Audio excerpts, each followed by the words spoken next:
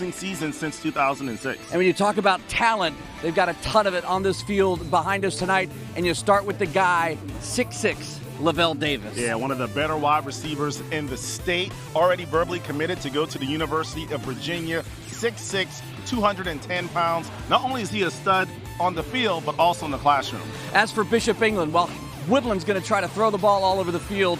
Bishop England's going to want to control the game by running it. Yeah, with Mr. Long, we saw him last week against Timberland, going to have to really kind of keep that high-powered Woodland offense on the sideline. So it's very crucial for Bishop England to be able to run the football tonight. So certainly a contrast of two different styles of football here. It all kicks off coming up on My TV Charleston.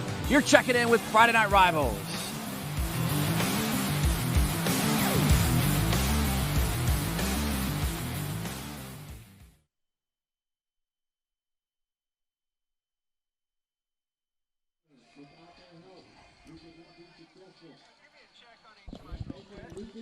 This is mic check. Dean's mic. 1, 2, 3, 4, 5, 6, 7, 8, 9, 10. Mic check. 1, 2, 3. Mic check. 1, 2, 3. Thank you.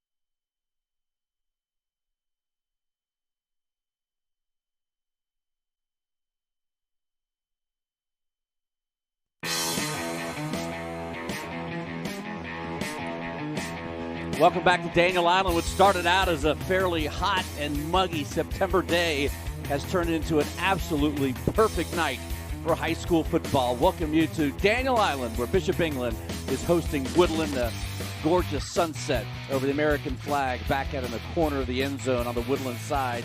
It is absolutely ideal weather and what should be a great football game. That is the hope. We've seen some great athletes on this Woodland football team. Be great to watch them in action. Bishop England's going to try to grind through this one after a tough loss last week to Timberland. It was a close game at the half. It was 13-0. And then to open up the third quarter, Timberland just put the pedal to the metal and blew out Bishop England. So John Canny's team is back together, had a good week of practice as this one goes deep into the end zone. They're going to go ahead and take it out. That's at the 5, heading around the right side. Plenty of room for Marcadian Bryant, the running back slash kickoff returner, takes it out to the 35-yard line. Yeah, it's going to be very crucial for the Bishops tonight to get as many people around the ball as possible on the defensive end. And here you see the Woodland offense. It's led by Pringle, Boyd, Nettles, Ayers, and Green up front. Keon Johnson, transfer quarterback from Berkeley, running there. And as for the defense, you see Mark Kachi, Chaplin, Owens. He's the guy that's going to rack up tackles tonight. Michael Long also playing linebacker. Charlie Michelle. Jaron McCoy had 14 tackles against Timberland. That's the squad that's going to have to take care of this very, very deep and talented wide receiver core of Woodland. Also missed that first flag on the kickoff. It's going to come back to the 10-yard line. Yeah, this is a Woodland team that wants to air it out as much as possible. They don't really run it a lot, Dean. They are definitely a passing offensive unit, so the secondary of the Bishops will definitely be tested tonight. Game time temperature brought to you by Roper St. Francis, where experience matters. So Johnson, the quarterback, back in the shotgun. He's got 3 receivers to the left. Mark Bryant goes in motion out to the right now. It's going to be a quick strike. First one goes to Jalen Perry. Goes to the outside, gets a great block from West on the outside, takes it out to the 25-yard line. Yeah, nice stop made by Sammy Gress there, and a great job of shadow blocking by the wide receivers of Woodlands. We take a look here at the replay. A nice job of just kind of locking Gress up, and then Gress able to continue pursuit to the football and stop the Woodland Foxes from getting a larger gain. First down brought to you by Low Country Orthopedic and Sports Medicine. 3 receivers on the top. Going to throw it right across the middle to Perry again. So Johnson 2 of 2 on the night. He's got 1,000 yards passing already this year. 1,051, 13 touchdowns, and 3 interceptions. And as you noticed, no huddle. Yeah, Jaron McCoy on the stop for the Bishops. Tempo, tempo, tempo. This is a Woodland team that wants to be able to get as many possessions as they possibly can. There's a handoff up the middle. Big hit by number 20 on the inside, Charlie Michelle. Looks like he may have enough for the first down. We'll see how the referees spot the ball. You know, it's going to be interesting to see just the difference of styles between last week, Bishop England against Timberland, who wanted to kind of grind it out, take as much time as possible, as opposed to this week with Woodland, who wants to get plays off, it seems like every 15 seconds. And there's a quick strike again. This one out to Perry again. Now you know why Jalen Perry's got about 276 yards receiving. We've got 3 guys close to 300 yards in receiving already this year. That's amazing. They've already played only 4 games. Jalen West there on the stop. Like you mentioned, Dean, 5 catches for 137 yards on the season. They definitely do a nice job of spreading the football around in terms of their receiving core. So second and about 8 now. A handoff to the outside. Good pursuit on the outside by number 15, Drew Owens. Told you we'd call his name a lot tonight. Yeah, big play. Good job of being disciplined and not overrunning the play. Just broke down and able to get him down on the ground. So good stop by the Bishops. Bring up a crucial 3rd down on this opening drive for Woodland. Jalen Perry, number 9, transferred over from Ashley Ridge. We got 2 Jalens. We got Jalen Perry, who wears number 9. You got Jalen West that wears number 11. Lavelle Davis at the top of your screen. That's where they're going. Big 6'6" frame. Catches it short. Tries to reach out for the first down. Let's see where they spot it. They will spot it short. Once again, give credit to Michael Owens not allowing him to get free in terms of Davis and being able to pick up that first down. Also, Charlie Michelle on the stop. So it's going to be a 4th down for Woodland. And you know, Dean, you just got to keep those guys in front. Come up, let them catch the ball. Don't let them get a ton of yards after catch. They're going to go ahead and hand it off to Bryant on the inside. He's going to have enough for the first down.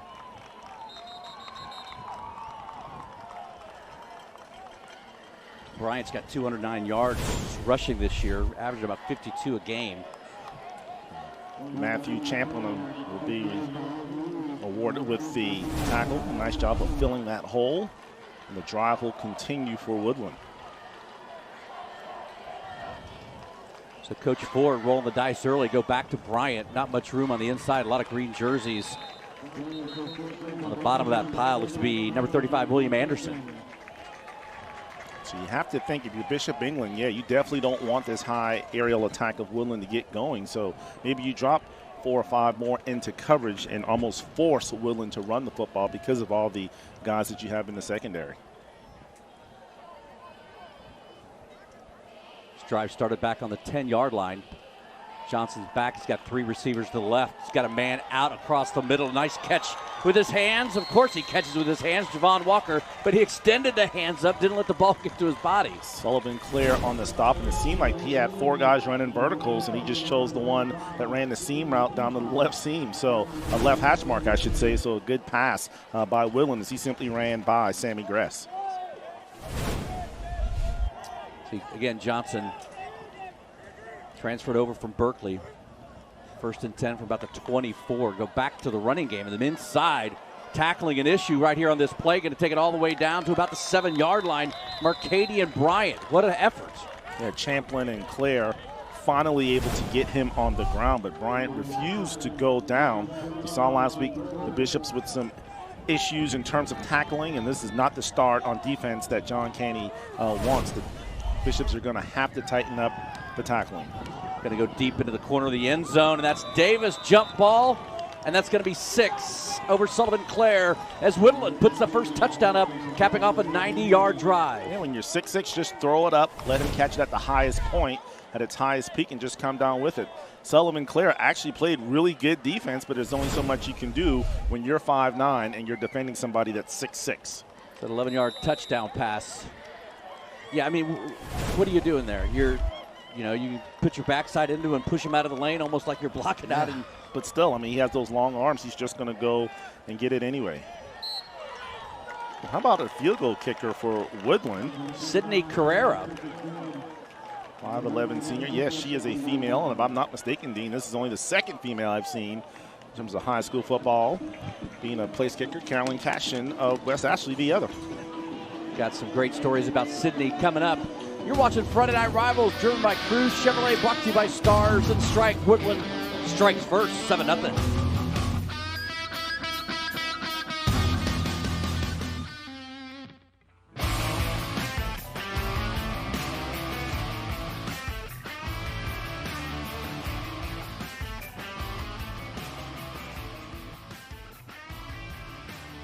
That was easy.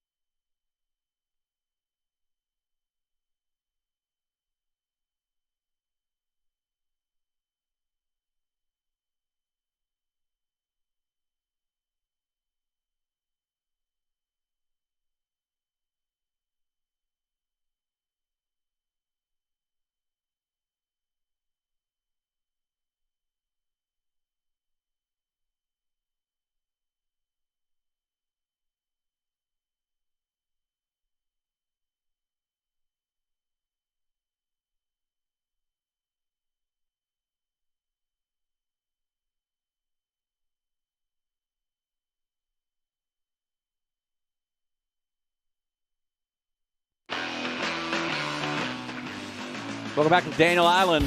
Yeah, Woodland keeping the beat there as their senior kicker, Sydney Carrera.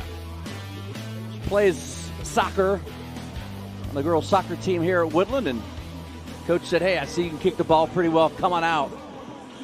And so she did. This is her first year playing football. I watched her today. I think the longest one she was about 38 yards in practice. And she's also one of our scholar athletes tonight. We'll find out much more about her. Of course, we saw Carly Lloyd, who plays on the U.S. women's national soccer team. She went out and drilled, like, was it a 50-yarder at a preseason practice? Yes, she did. For the Eagles. They were working on kind of angling this kick. Watch it land about the 15-yard line over to the right side. Almost like a pooch kits. That's going to be a fair catch. I don't think you can fair catch it once it hits the ground, but Bishops will start their possession about the 36-yard line. All right, time now to go down to the sidelines, and the third member of this awesome crew, Trooper Bob Barris. Hey, Dean, you got the student sections wide open here. They're going crazy over here watching the game. But right now, we're on the field. It's a beautiful night for a football game. We got John Caffarella, General Manager, Stars and Strikes there off Ladson Road in Somerville. John, thanks for coming out today. Let's go right into it. You got this thing called Escape Room. Tell us what that is. Yeah, well, we have 3 rooms. We have Budapest Express, we have the Code, and we have Murder Mansion. Grand opening is the weekend of October 13th.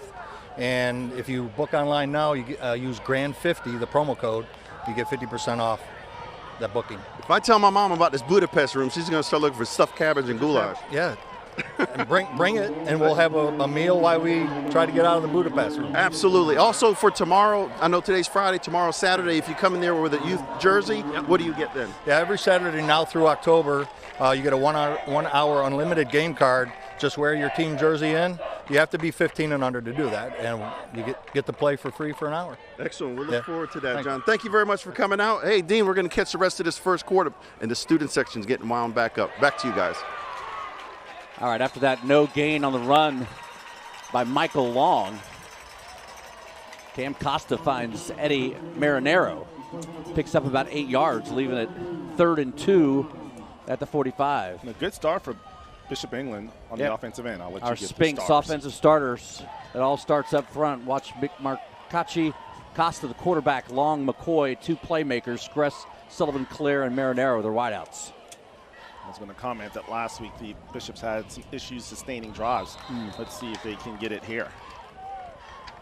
Defensively for the Wolves, who to keep an eye on? Watch out for Marion Hamilton, the sophomore. That's right, I said sophomore, is absolutely a monster in the middle. And then Kayron Farrell, number 7, defensive back. He's committed to App State. So they've got some players on both sides of the ball. Yeah, some D1 prospects as we see the Bishops signaled for a false start. Stars and Strikes proud to present each participating home school a check for $500. The grant provides each school with extra funding to help make their school great. Over the past 9 seasons, Friday Night Rivals and our sponsors have donated more than $100,000 to low-country students and schools. Congratulations from MyTV Charleston, ABC News 4, and Stars and Strikes. So 3rd and about 7 right now. Woodland comes to the blitz. Costa gets outside of the pocket, has a shot down the field, completes it for a first down to Sullivan Clare. And Sullivan Clare coming up huge. It's Clare now with 11 receptions on the season. Had 155 yards coming into tonight's contest, so he definitely has been the favorite target of the year for Costa. Our Cruise Chevrolet keys to the game tonight. I think for Woodland, it is just to stretch it out. They've got the wide receivers. They've got advantage on the outside. And as for Bishop England, they just got to control the ball. Pitch out to Marinero. He's got some room to the outside. Cuts it back inside. A nice 12-yard gain for Bishop England as they put together something here on the offense. Was there a fumble at the end of the play, Dean? I see the Woodland sideline going crazy as we take a look at the replay. Still no signal from the officials, but we saw the option work well for Bishop England last week against Timberland, and they're still trying to sort it out, Dean, in terms of who has the football, and it looks like the Bishops will retain possession. I think maybe the ground caused the fumble right there. That's exactly what Bishop England will say. See it from a different angle here. Oh, no, it came out well before. And I guess you have to give credit to Marinero for falling on it and keeping the possession for Bishop England. Yep. John Canny back on the sidelines after a long illness last year. 1st and 10 now from the 44-yard line. That's clear to the inside. Some nice moves brought down by number 10, Robert Johnson, sophomore linebacker.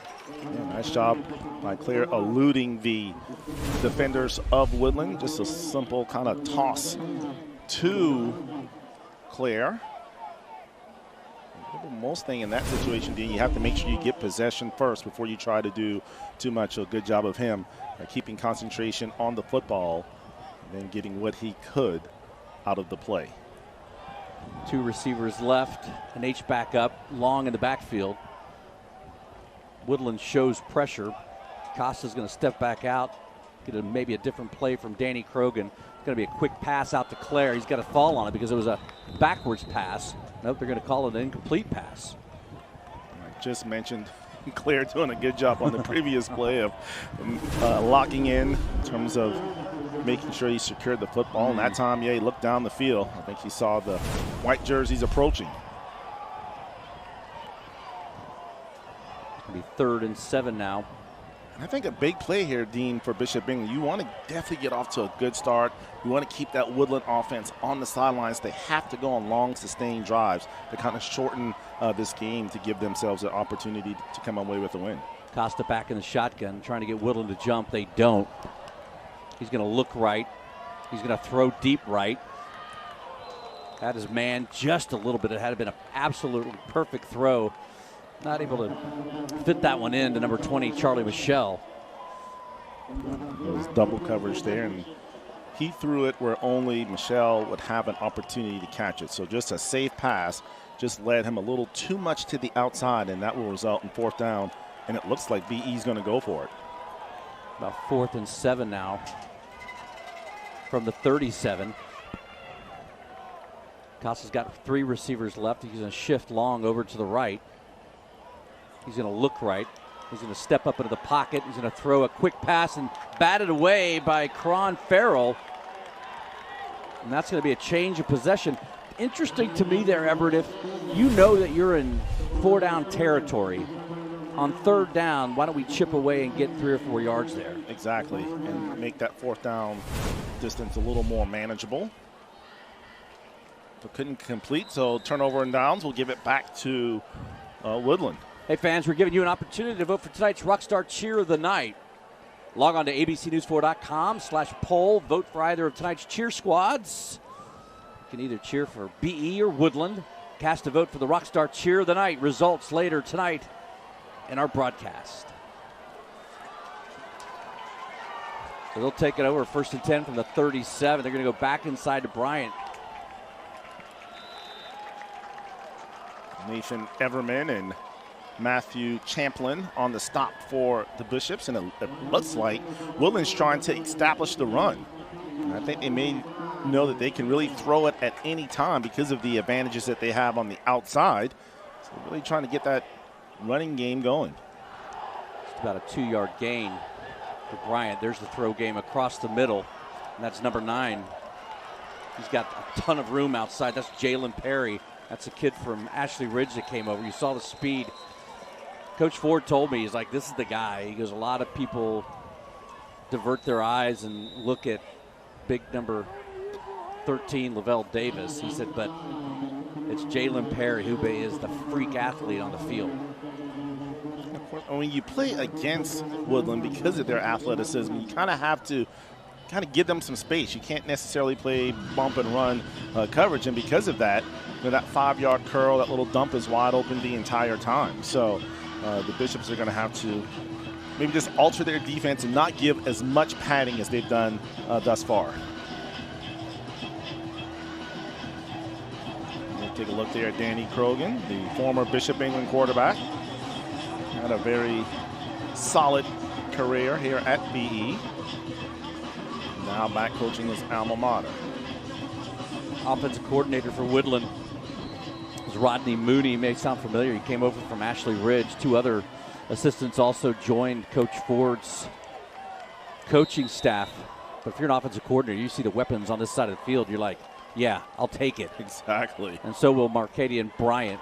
Tries to cut to the outside. Nice tackle there on the play by number 42. That's Nathan Everman, the linebacker, junior linebacker. Everman, we called his name several times tonight. Nice job of not allowing Bryant to get to the outside. You always want to cut that angle off and make him come back to your teammates. So great pursuit by the Bishop defense. 4 receivers set. Johnson's going to look out. It's tipped. And that's one great play by Sammy Gress. He probably saw all green ahead of him, and that's a play that if Gress would have been able to come up with the catch, we may have had a 1-point game because the Bishops would have had 6. Did a nice job of just getting in the passing lane and jumping the route. And normally we say, Dean, that's why you're on defense, because you can't catch. But right. Sammy Gress actually plays wide receiver as well. The ball was a little high. Johnson's back. He's got Davis across the middle. He's going to throw it short to Perry. Perry's going to be taken down to the 35-yard line. That is number 22, Michael Long, makes the initial stop. You got to think if they went for it already in their first series on 4th down, they're going to go for it again here, making about a 4th and 4. Everman also with the assists on the tackle, and yeah, they got one-on-one coverage here at the bottom of the field with Lavelle Davis. I kind of have a feeling they're probably going to throw it to him. You like that idea? They're looking left, and they're going to throw left. Davis is way out in front of it. Johnson overshoots him by about 2 yards. It was interesting. We look at this young man. When you pull up on the field, you see him working out. He's a physical specimen. And the scary part about Davis is for 6'6", 217, he's a thin young man. You just wait till he gets to Virginia. They put about another 30 pounds on him. My goodness. He did have, I asked the coach why Clemson and South Carolina weren't on this kid from a year ago. He tore his ACL in the last game last year. Still sporting that brace. Still working on his top end speed. Yeah, you could tell there he looked like he was kind of lumbering down the field. So a change of possession. It's a quick toss across the middle to Claire, and that's going to be a Low Country Orthopedic and Sports Medicine first down on that 1st and 10. Nice play by Costa with the executed the fake and then able to get it to Claire on a simple cross. Got him into space. And getting back to, last week, it's good to see BE actually getting some positive yards on first down and not putting themselves in difficult situations. So if they can continue to get 8 to 10 yards on first down, John Caney's going to be happy. 1st and 10 for the 46. Costa looks outside, going to be a little high. Claire not able to get that one. But I think the problem last week, and when you watch the Bishop England offense, is that the Timberland defensive line just absolutely manhandled them. Yeah. And it didn't matter if it was a run or a throw.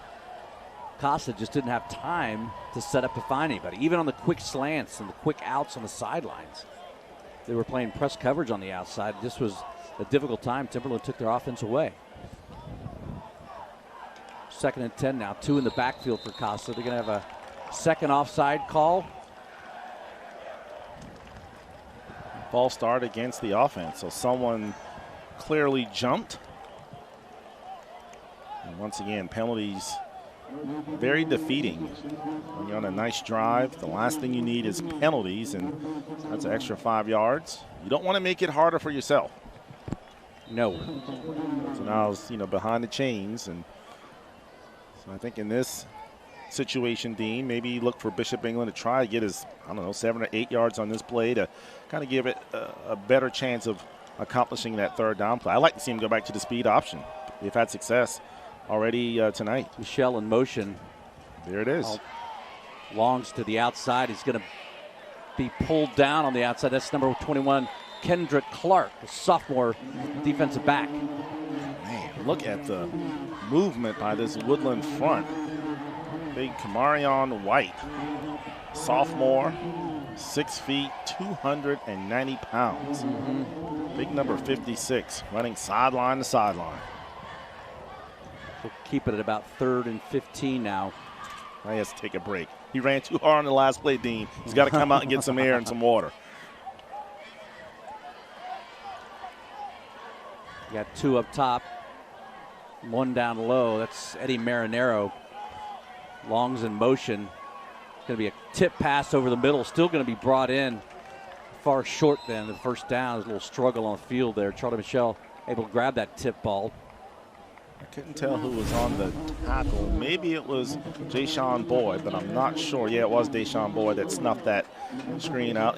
Dean, we were calling for that last week, the middle screen. Now in that situation, now they can just kind of run it to the outside because there was so much congestion right there in the middle. Kind of get out here in open space and run that screen. You're going to get a punt. Nice punt by, that's just going to be Perry downing it.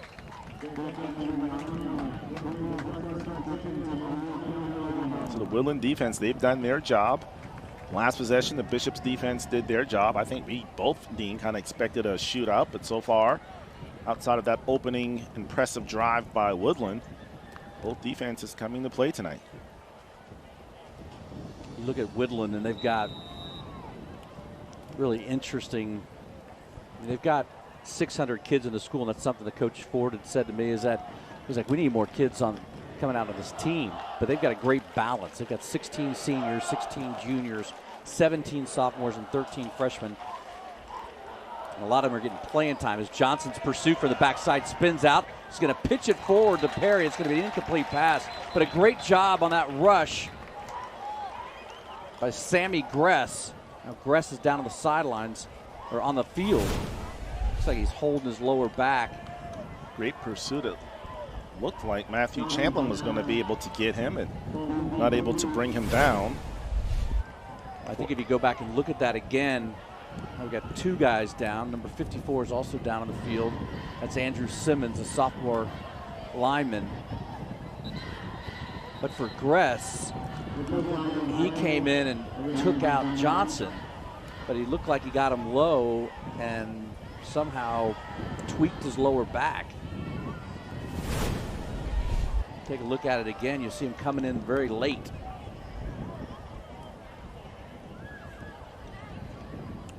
Yeah, right there. Sudden turn. So Simmons still down. Gress trying to stretch that back out. Yeah.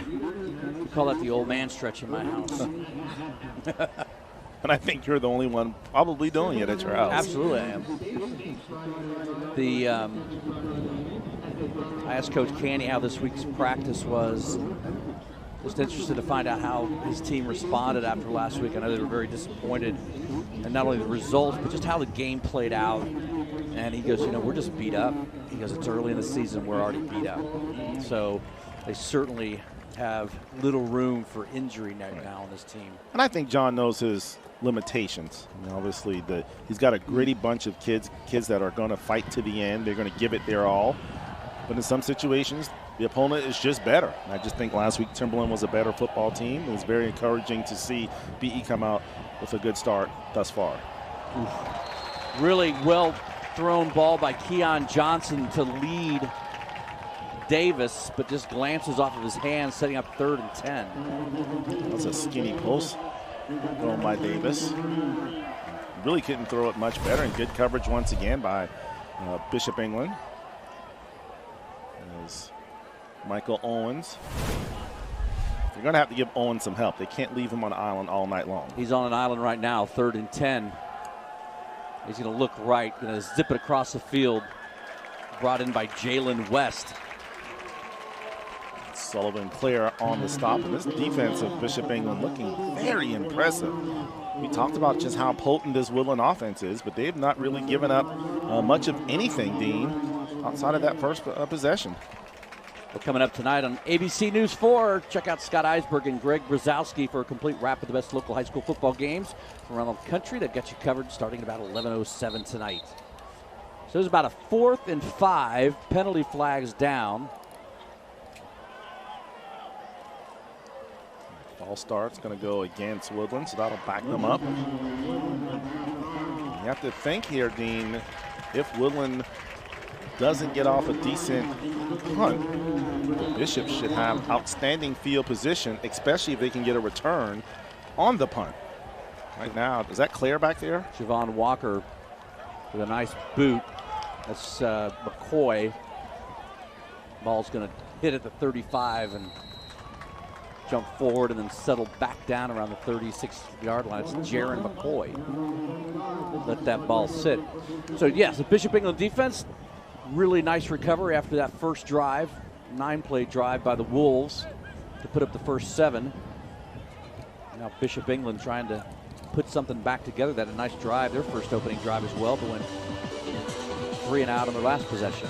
You have to take advantage of these stops. You have to figure eventually this Woodland offense will get going. So make the most of these stops, getting these 3 and outs.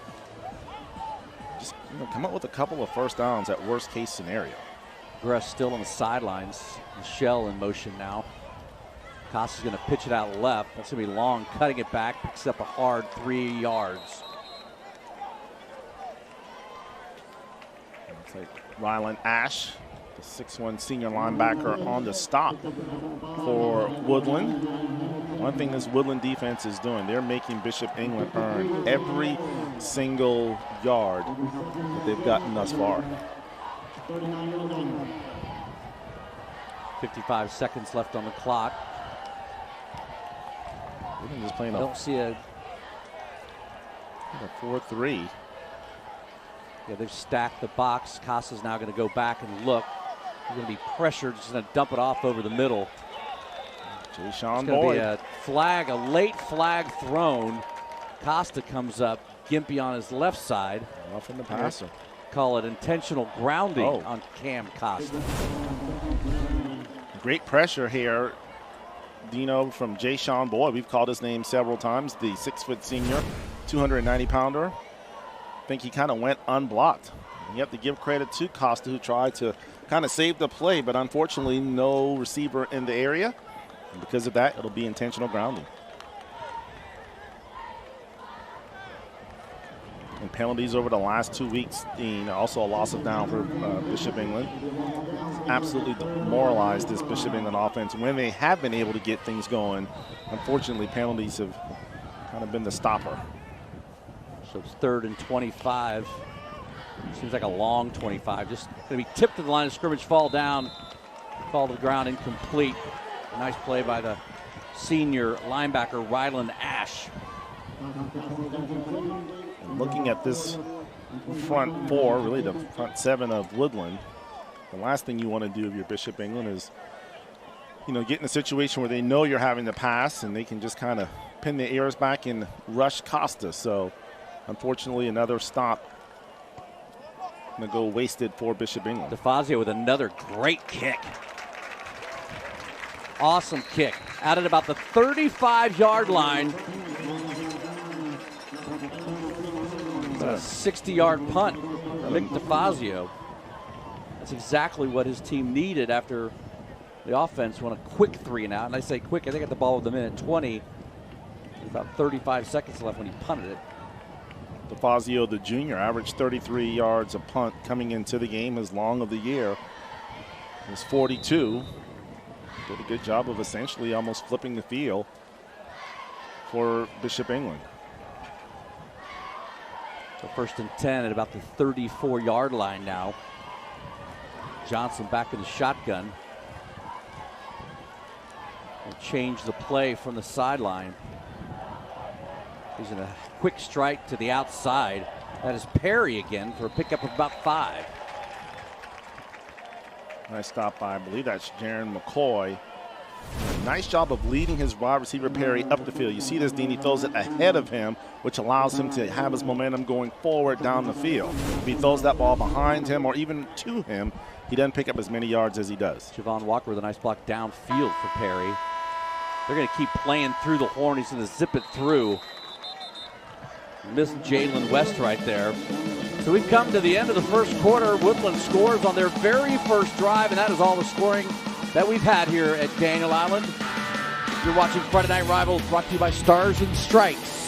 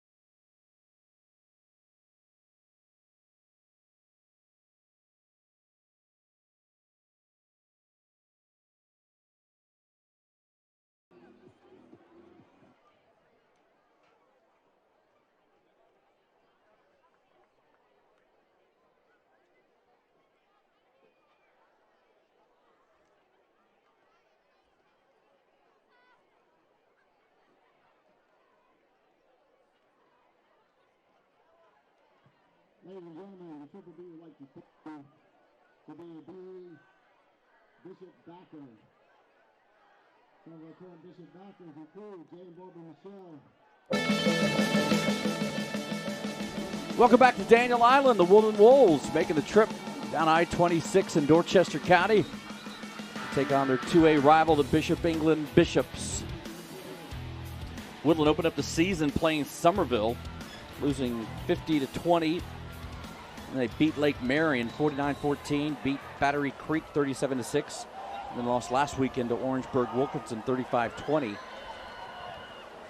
Johnson's back in the shotgun again, going to hand it off inside to Bryant. Not a whole lot of room to run. Great tackle there by number 70, Nick Marcacci. Marcacci, of course, he had a big game last week against Timberland and picking up right where he left off.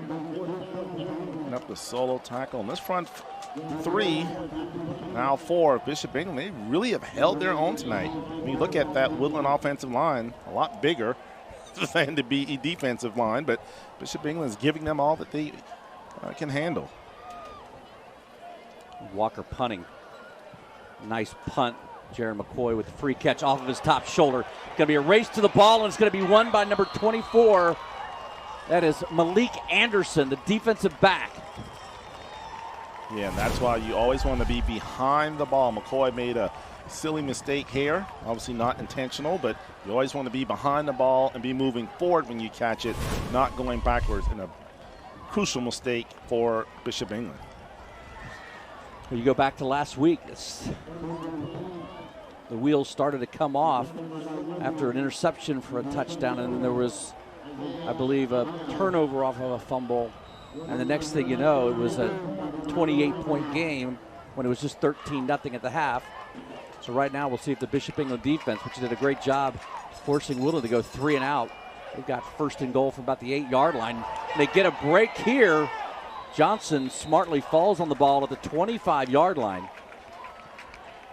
And that is exactly what Bishop England needed. Normally you see high school players in that situation try to pick it up. You usually end up making matters worse, but just a bad snap here. So it goes way off to the left. The center on that play, Lynn Nettles, just needs to adjust a little bit to the right. So the Bishops catch a break. Second and goal from the 25. They're going to hand it off to Bryant inside. He's going to be stopped right away. That interior defense of the Bishops. Matthew Champlain with a strong stop. So is that William Anderson also making the stop for the Bishops? And once again, the third down coming up. And it seems like the only play that has worked well for Woodland tonight, especially on that first drive, was the jump ball. So you got 6'6" and 6'2" on the outside. Let's see what they do. They've got him deep in the corner. He's got him wide open, in fact. And that's going to be a touchdown to Javon Walker on third and goal from the 25. Keon Johnson with the touchdown passes, 15th of the year. We're going to go with busted coverage there. I'm sure someone got missed signals, and he was, as you mentioned, wide open, got behind the secondary. Easy toss, easy catch, second touchdown of the night for Woodland. We talked about all the different weapons. We've seen them all now. Perry, Walker, West, number 11, and Davis, number 13. As Carrera comes in for the PAT, she'll knock that through. All right, Dean, coming into the season, Johnson completing 55% of his passes, 70 for 129. Had 13 TDs coming in. Now he's got 15, and he's got Woodland on top by 2 scores. Well, the pressure squarely now sits on this Bishop England offense to get something going. This Friday Night Rivals season, we're proud to continue to spread the love with the Synovus PB&J Blitz, benefiting the Low Country Food Bank. The local high school that donates the most jars of peanut butter and jelly wins. Synovus will give $100 to the winning school each week, $2,500 to the overall champion at the end of the season, with half going to the school and the other half to the Low Country Food Bank. Synovus is proud to help tackle hunger in the Low Country. Still say and while this week schools, they didn't participate. Of course, this was the makeup game from Hurricane Dorian. That was Woodland and Hanahan. Now, they did collect combined. Woodland collected 834 pounds of peanut butter and jelly back during the week of Hurricane Dorian, and that is greatly appreciated. So far this year, more than 19,000 pounds of PB&J. Wow. And all for a great cause. The fair catch blocked by Nate Abdu. But I was going to say, Dean, it's still America's pastime. I think if we could put up a poll question. What's that? Eating peanut butter and jelly sandwiches with a glass of milk. I mean, we Yes. know it's America's favorite sandwich, but I mean, it's a pastime. That's just what you do if you're an American. That's what you do? Yeah, just peanut butter and jelly. Crunchy, smooth? Smooth, creamy. Well, Bishop England's offense needs to be smooth right here. Looking to see Gress still on the sidelines talking to a trainer. Michelle goes in motion. Kasha's going to look across the middle. got him to the outside. Too much pressure, though, on the inside, and he's going to go down. That is number 53, Raqueen Elmore, senior. Like a one-handed sack. And that's a coverage sack. I mean, Costa had nowhere to go. So give him credit to that Woodland defense. And, you know, we talked about it earlier. They got 7, 8 guys in the box, almost daring, as we see Sammy Gress, as you mentioned, Dean, still being attended to. But they're almost daring Bishop England to throw the football. Claire in motion back behind. They're going to hand it off inside. He's going to be slammed to the ground by Jayshawn Boyd. We have called his name all night long tonight. I can tell you, Dean, if they can't run the football and they got 8 guys up there and they can't throw it, obviously it's going to be a long night for this Bishop England offense. And right now, Woodland thinks that they can do anything that they want to on the defensive side of the ball to disrupt Bishop England. And for the second straight possession, they're looking at a 3rd and a whole lot. It's going to be up to that offensive line to be able to keep guys back. We're going to get a little break there as Woodland jumps offside on the hard count. Some encroachment there by the defense, so that'll give them 5 and knock it down to 3rd and 16. And, you know, it seems like that pressure is coming straight up the middle, Dino. So how about a swing pass here off to the left? And have your wide receivers, you know, kind of take these guys out of the play, run a fly and just swing it out there and see if your running back long can make somebody miss. McCoy's got some room to run on the left side. Costa's going to roll to the right, get him out of the pocket, throw it downfield. Really nice throw. And a great sliding catch by Sullivan Clare. Looks like it may be a yard short, though, Everett. Yeah, that's a situation. You got to run past the yard marker and then come back to make the catch if you need to. I think he cut his route off by maybe a yard or 2 short. So it's 4th down, and unfortunately, I think Coach Caney's going to have to. Yeah, they're going to go for it. Oh, they're going to go for it, deep in their own territory. I guess at this point, Dean, you're trailing 14-0. You don't want this thing to get away. Cam Costa, big, strong quarterback. Let's see if he just should be able lowers to his head and kind of burrows forward here. And this is where you challenge your offensive line. You know, it's 4th and 1. We got to get a yard. Lower your pads, get underneath the defensive line, and just push them back. They have stacked the box. It's going to be man-on-man here. It's going to be a mad push inside. Hard to see from our vantage point if he gets it or not. Costa obviously with great size. Usually can just lean forward and pick up. So we see a height differential right there. They're going to have to pull the chain out. See, he gets kind of turned sideways, Everett. Doesn't really get forward motion.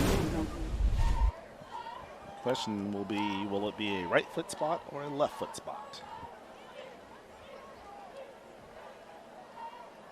Eddie Ford, I asked him, I said, defensively, who's been your guy all year? And he's like, you'll find out soon enough. Jayshawn Boyd. He was the guy in the middle. That's going to be a 1st down for the Bishops, and a huge 1st down after that sack. They were facing about a 3rd and 16, that 15-yard pickup from Krogan to Clare, or Costa to Clare, excuse me. You know, Dean, you got to loosen up this front 8 now of Woodland. You have to, even if you don't complete the pass, you still have to throw the ball down the field to keep these guys honest. So right now they're playing bump and run coverage. They're jamming these guys at the line of scrimmage. Not going to be a blitz. It's going to be long inside. Linebackers stay at home, and that's who make the play there. It's number 14, Rylan Ash again, the senior linebacker. Run by the Bishops. It's long. Trying to get what he can. It's been tough sledding up front. Yeah. I mean, blocking those biggins, that Woodland defensive line, that's no easy task. And that's why you also want to think, as big as they are, you want to tire them out, making them run sideline to sideline. Costa's look, steps up into the pocket, throws to the outside, just throws just past the outstretched arms of Sullivan Clare.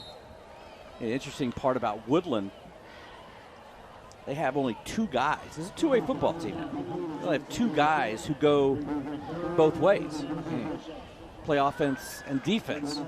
Coach Ford said that was one of the missions that when he took over this year, he was defensive coordinator for 2 years. is that he's like, we have enough athletes where we can get them coached up, trained up, where we don't have to spend energy on both sides of the field. Being on the field before the game, Dean, man, you talk about some good-looking athletes. Those Woodland guys, when they got off the bus, it looks like almost like a 4A team, just not with as many players. 3rd and 7 for the 41. Blitz coming in. Costa going to be taken down. That's a blitz by number 3, Devontae Brothers. The linebacker comes flying in. That brother was not blocked at all. I mean, he came in untouched. Costa not able to avoid him, and sack will go to Brothers. Defensive coordinator for this Wolves team is a guy named Ty Seibert. Ty Seibert, by the way, is the athletic director. As they get a mad rush inside, DeFazio is going to chip that one forward. Going to get a good bounce by about 8 or 9 yards. Settle at the 40-yard line. The Wolves have been awfully close to blocking a punt. As their offense takes over now with 6:31 left before the half. It's a 14-0 Wolves game. You're watching Friday Night Rivals, driven by Cruz Chevrolet, brought to you in part by Stars and Stripes.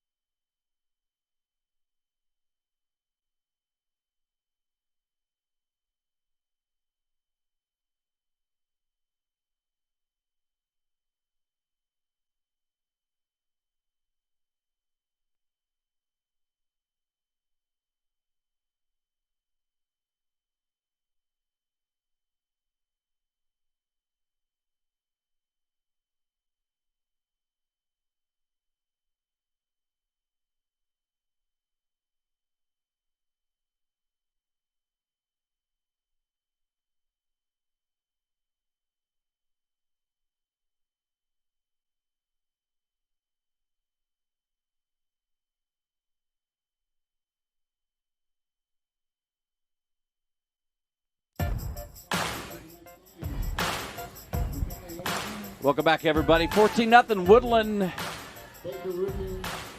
with a short touchdown and a long touchdown. Takes over possession here after a 3-and-out by Bishop England. Because Johnson looks deep, and he's got Davis down the sidelines, overthrows him by just a little bit. But when you're 6'6", it may be actually a lot. Yeah, Shane Snyder on the coverage. Snyder, normally a wide receiver, having to play in the secondary because of Sammy Gress being out. Let's go down on the sidelines right now to Bob Barris with some special guests. Bob? Hey, Dean, you could cut the lights off on Daniel Island because everybody's here. Well, don't cut it off here on the field, but everywhere else you can cut it off. Right now we have with me Mr. Tyree Moore, Executive Vice President of Synovus. Thank you very much for coming out here, sir. And also Alexis Barbalace from Low Country Food Bank. Mr. Moore, we're excited about the peanut butter and jelly blitz. Where do we stand this there right now? I know you've been doing this for a couple weeks. We're presently around 19,000 pounds. We lost a week actually with the storm. We're 10% ahead of where we were last year, and we still got our two biggest schools of last year getting ready to compete next week, I think. So a lot of good things going with that. Really excited. This is the lady that really makes it work and does a heck of a job pulling it all together. Yes, sir. We're doing better right now than we did last year, right? Yeah, we're about 10%, roughly 1,800 pounds ahead of where we were last year. And Alexis, this game right now is the one that was rescheduled from the one where Hurricane Dorian came through. How much of an impact did the hurricane have on Low Country Food Bank? We know we saw a small impact this year, but any type of impact is an impact. So I know we're thinking about all of our friends in the Bahamas, but here at the food bank, we're here serving those 10 coastal counties. So we're focusing on our neighbors who maybe didn't get a paycheck because they're out of work, and also that they lost their power. So we're actually really excited. The peanut butter and jelly that's collected through this type of program also helps people like that who are affected from Dorian. And we have the holidays coming up, Thanksgiving, Christmas, and New Year's coming up, but not everyone just relies on food during the holidays. They're on a daily basis mostly, right? Absolutely. About 1 in 5 children go to bed hungry every night. So it's our goal to, of course, change that statistic. And we're just working hard every day. So there's never a resting moment for us. We're so grateful that people think of us during the holidays, but we have to make that stretch the rest of the year. So starting this type of drive, starting in August all the way to now, is perfect for us. Yeah. And we're also tonight giving Woodland High School $500. They've won two competitions so far. So a nice little gift for them, for their athletics, hopefully. Well, we certainly thank you for what you do each and every day, and thank you for the PB&J Blitz. Thank you. All right, Dean, they don't just take peanut butter, Dean. They also take your almond butter that you eat every day. Yeah. Back to you. They don't serve almond butter where I shop. By the way, what a stick in the middle by Nathan Everman, number 42. He's been a run stopper all night. Johnson back, looks to the outside. Another pass off the hands of one of his receivers. That is number 15, Carlos Pelzer. Of course, we saw Woodland pick up a 4th down. I believe both teams combined are, 4 for 4 in 4th down attempts tonight. So another long 3rd down. And, Bishop England, they've done a nice job, Dean, on 1st and 2nd down, forcing long situations. But unfortunately, they then allow a big play on 3rd down, and then Woodland's picking it up on 4th. Johnson back. He's going to roll out to the right. He's got a couple of receivers. He's got one deep. He's going to overthrow. That's number 8, Javon Walker. I don't think this is going to be 4th and close enough to go for it. But we'll see how they react up 14-0 here with 4:37 left, about a 4th and 8. He probably needed to put a little bit air under that particular pass and allow his wide receiver to run under it. Yeah, another 4th and 8 here. For another 4th down, they're going to go for it. Johnson's back, looks across the side. He's going to overthrow his man. That was number 22, Jason Johnson, junior running back on the fly. Miscommunication there. He well overthrew Johnson. So for the first time tonight, Dean, we'll see one of these teams actually come up with a stop on 4th down.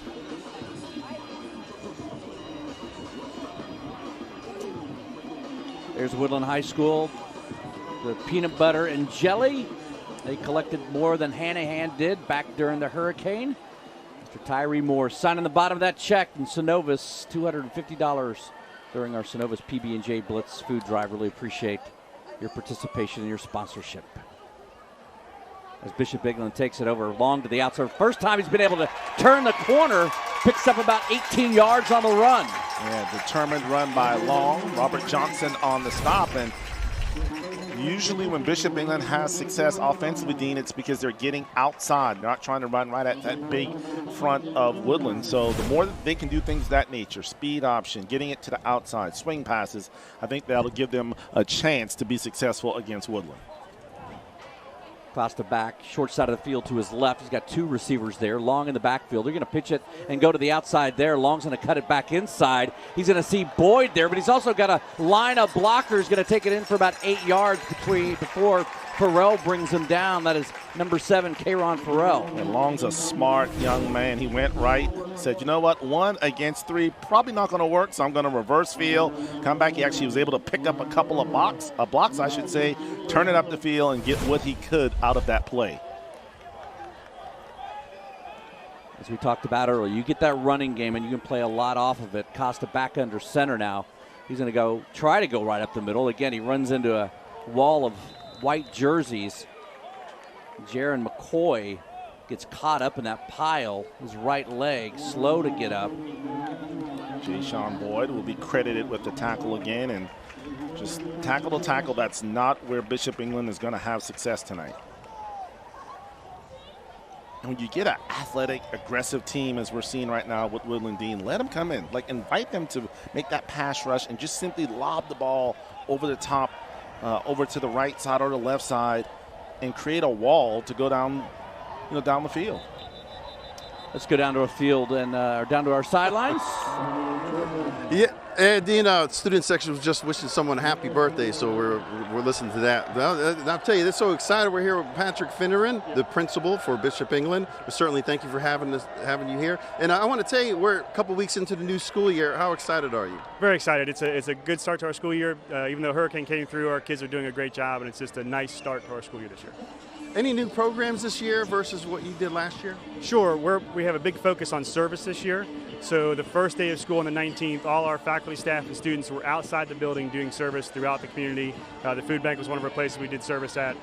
So it's a big focus, and our freshmen and our seniors, it's built into their classes where they have to do service this year. So it's exciting for us. Well, thank you very much. It's good to see the staff and students out here tonight at this ball game. Dean, we're going to watch the last 2 minutes and 53 seconds of this ball game. All right, Bob, thanks so much. That's Sideline Report brought to you by the David Ayler Law Office Educator Spotlight. David Ayler, been a part of these broadcasts for several years now. Appreciate his participation as well. So a 3rd and 2 now. About the 35-yard line with 2:53 left. Costa's going to go back under center. Linebackers up playing tight. Little play action rollout. It's got Michelle. He's going to go ahead and keep it himself.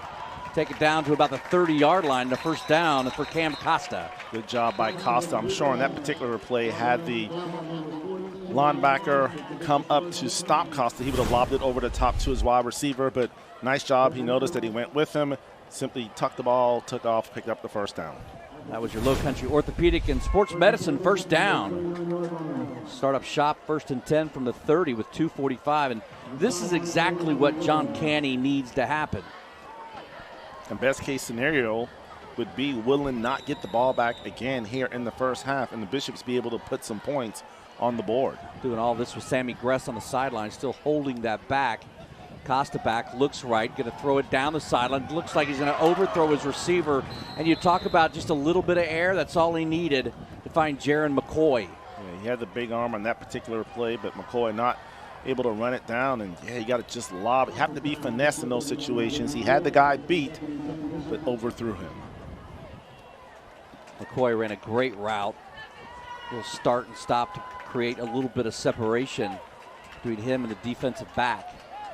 Kendrick Clark is glad that Costa had a big arm on that play. Two-back set, bookending Costa. He's going to get out of the pocket, and he's going to be slung down on the ground.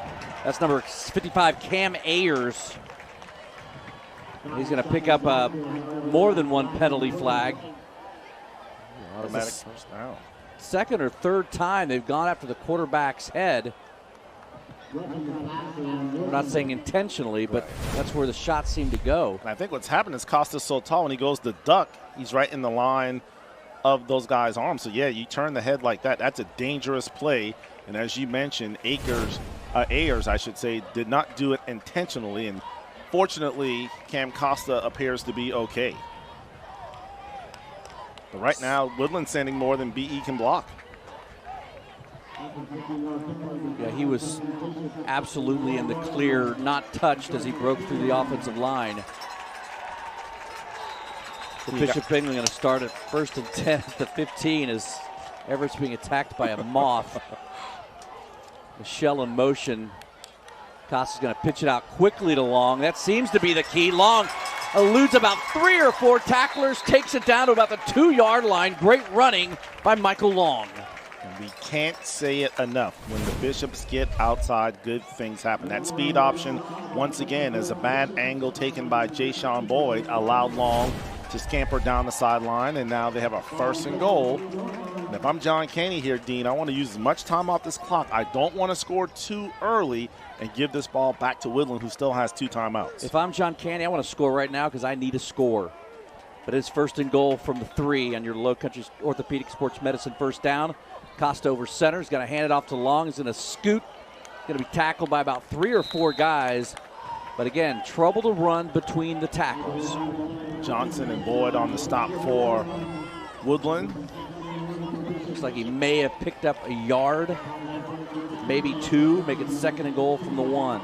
Bishop England, this is 4-down territory. Field goals aren't going to do you any good. So they got 3 plays to come up with 2 yards. Costa over center. 7 guys in the box. Oh, boy. Going to get a flag or somebody call a timeout. Going to be a timeout called by the Wolves. Clearly the defensive coordinator of Woodland did not like what he saw. It's Ty Seibert.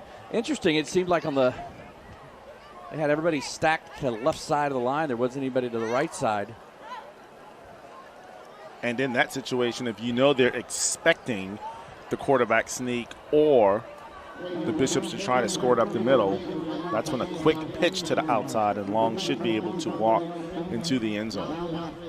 I'd say look for him to maybe run over number 70, Nick Marcacci. He's just committed to play lacrosse at Assumption College. It's up in Massachusetts. A lot of 2-sport and 3-sport players on this team. Coach Canny telling me 30 out of the 35 players play multiple sports. Eddie Marinero and Marcucci, Michael Owens, Charlie Michelle, they all play 3 sports.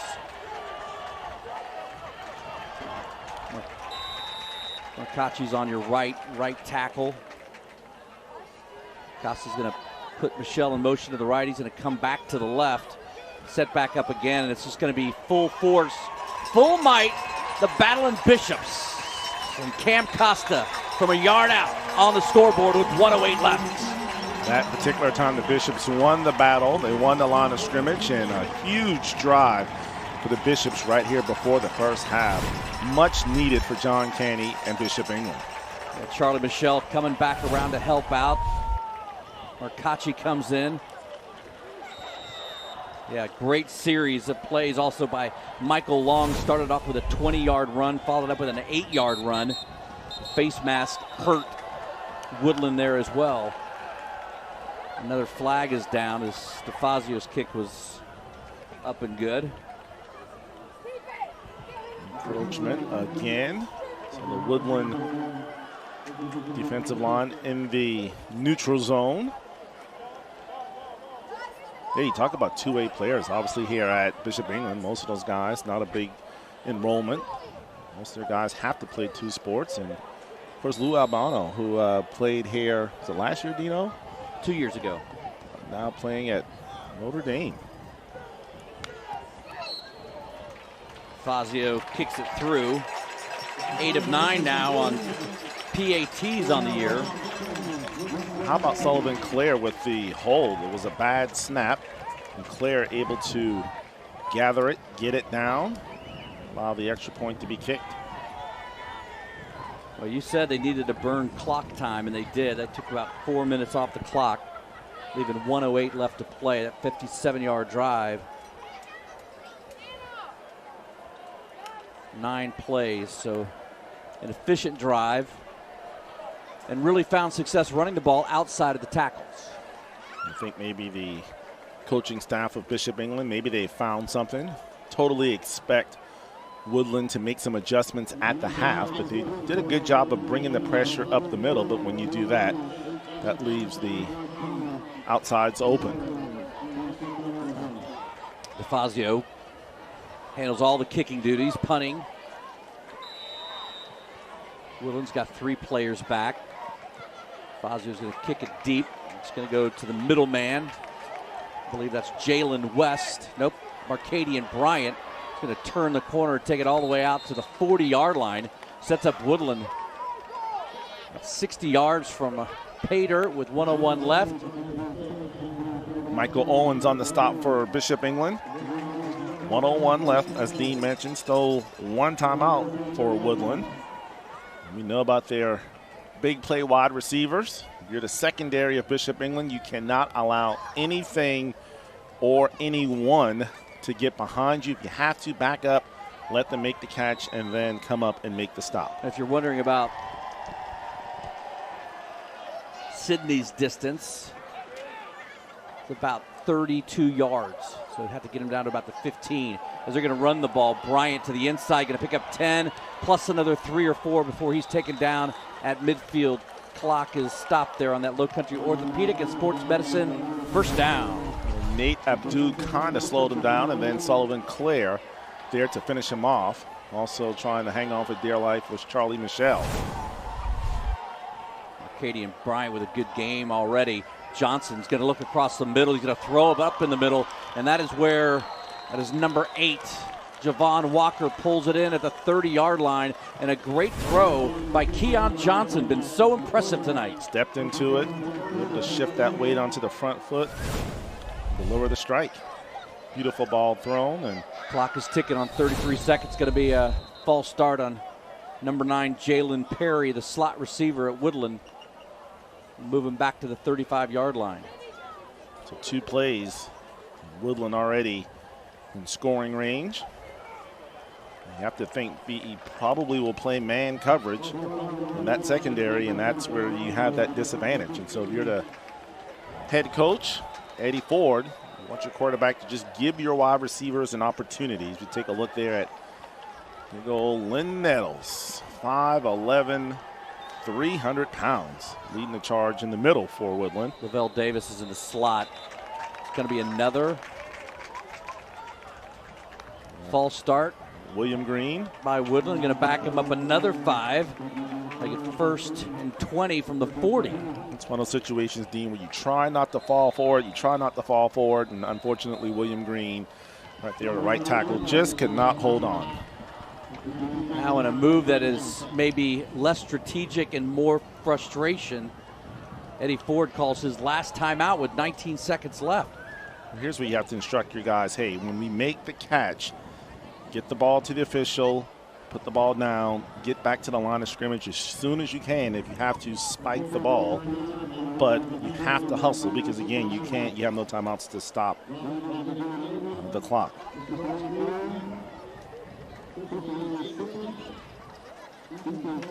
I think that's the one area where when I was looking at the offense and trying to find something to pick apart. They're heavily penalized the last couple of games, 14 penalties in the last game, and their loss to Orangeburg Wilkinson. And 2 critical penalties right here. Cost them also a timeout. But keep an eye on Davis in the slot, be on the top of your screen. Watch for a post across the middle. He's flying down the left side, so what are you going to do? Throw it down the right side, and that's not going to be enough to stop the clock. The pass to Jalen West. The clock is at 10. I don't know if Woodland's going to have the opportunity to spike it here. Clock's at 4, 3. He fakes it. He's going to throw it up, and it's going to be that jump ball again. And a really nice job in the end zone by Claire. And then who else is there? McCoy and Long to break it all up. Poor execution there at the end. That's the situation with your Woodland. Instead of trying to get that final play off, get up to the line of scrimmage and spike the ball. A little fake spike didn't work. 14-7 game. We're back to hear from Coach Candy now. He's lined up with Bob Barris. All right, he's got Eddie Ford coming across the field at the 25. We'll go to the break in just a minute. It'll be interesting to see what Coach Ford has to say after that last sequence of play. Great kick return by Marcadian Bryant, set him up, and 2 penalties set him back. Bob? Hey, Dean, I'm down here with Coach Ford. Coach, you're 14-7. What do you feel went good for you guys the first half? We had pretty good rhythm offensively. We did. We were throwing the ball well, running the ball well, and I think we kind of caught them napping, and I thought we played well. Bishop England scored just a little bit over with a minute left in the game. You make any changes on defense? Well, yeah, we got a lot of penalties on that drive, and we're just not playing our brand of football. And, Bishop England's a good team, and they're going to fight. Well, good luck, Coach. Thank you for your time. All right, there you go, Dean. We're here at the half.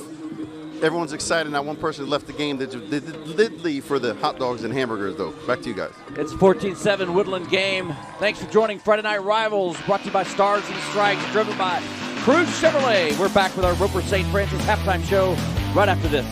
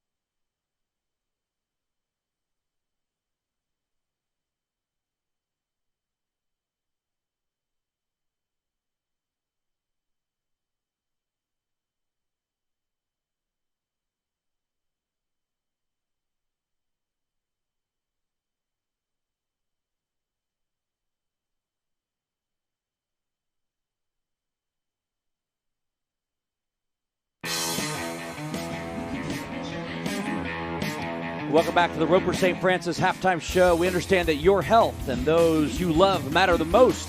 At Roper St. Francis, experience matters. That just segues perfectly into two of the most experienced guys around town. Good evening, guys. Alongside David Ayler from the Ayler Law Firm. This guy wearing the Bishop, you look like you're shredded enough to play in this game tonight. You know what? I did ask Coach Canty for a schmedium, so I guess he went ahead and fulfilled that promise. Absolutely. You look good in the schmedium. This guy is supporting student athletes all over the Low Country, our Scholar Athlete of the Week each and every week. Why do you do it, David? I really do it because it's just great to look back and look at all the different athletes in this community, not just football players, but athletes of all different sports throughout the different high schools, and look at everything they do on the field, but more importantly off the field, and then know where they're going to be going from there as to what college it is, what they're going to study, and most importantly, you know, what scholarships they can get. Always fun when you see them later. 2 years ago, we had a student athlete from here at Bishop England. He played in the Cotton Bowl last year, Leo Albano. I guess it's fun every year when you kind of keep track of the guys or the gals that win it. I know we have a female kicker from Woodland tonight as one of our nominees. Yeah, absolutely. I mean, just looking at everything they've accomplished, just getting to the point that they haven't even graduated high school yet, but then following them after, is you see you pick the right ones. But honestly, all the ones that we have and all the ones that are able to be selected, that is the hard part about the job, choosing which one. Absolutely. That's David Ayler from the Ayler Law Firm, looking good in his schmedium shirt. I'm going with the extra large tonight. Yeah, go. There you go. We'll send it back to you guys. All right, Scotty, thanks so much. Each week, David Ayler Law Offices and Writers Law Group proud to highlight a scholar athlete from each participating school. The student selected will have an opportunity to win a $5,000 scholarship at the end of the season. Tonight's scholar athletes are Sydney Carrera from Woodland High School, the kicker, the GPA of 5.1, plays both soccer and football, was an all-region soccer player 27-18 as well as 2018-2019. She takes part in the Interact Club, Backpack Buddies, Volunteer Assistant Soccer Club Coach, Volunteer Soccer Referee, JV Soccer Mentor. She's in the tutoring program as well. Works at the St. George Food Bank Vacation Bible School. And also Mac Blakeney of Hannah High School. He's got a 4.26 GPA. He's a captain of the football team. Post and Courier Honor Roll Student of the Week, starting quarterback member of the varsity baseball team as well. Volunteered to coach Little Hawks football camp, built sandbags for community members during hurricane evacuations. He's part of the High Five Friday, volunteer for elementary schools. These guys do a little bit of everything. The reason we're highlighting Mac is, again, this game was supposed to be back Dorian, and that was, I guess, hurricaned out. It's a 14-7 game. You're watching the Roper St. Francis Halftime Show. Back with much more after this.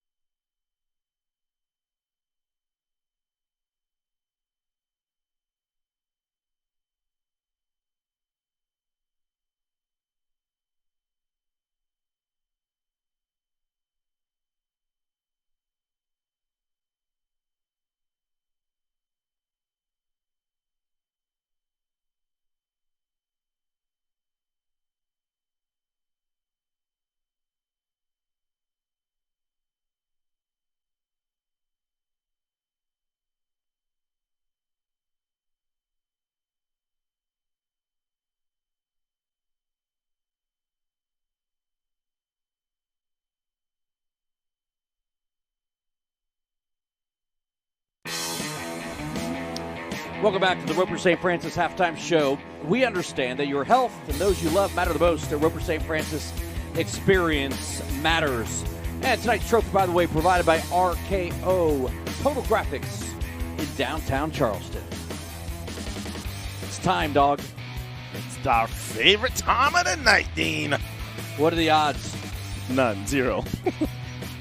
Let's go to Birmingham, Oxford, Pinson Valley. Like Doug Flutie there, just throwing off the back foot. Just throw it up, Dino. Throw it up and get the lucky bums for the touchdown. Yeah, he thought he was good. Johnstown, I think that's PA, right? Johnstown, PA. Get off of me, dog. Launch it down the field for a big play and a touchdown. Johnstown Chiefs. Davis and Roy, Salt Lake City. Oh, great concentration. It's like tip drill Friday night. Out there in Utah with the hands off the helmet. Still able to reel it in. Dayton, Ohio. Big fella tips it. Well, come on. That can't get on and not one of our plays, Dean. San Antonio, it's the Redskins and Vikings.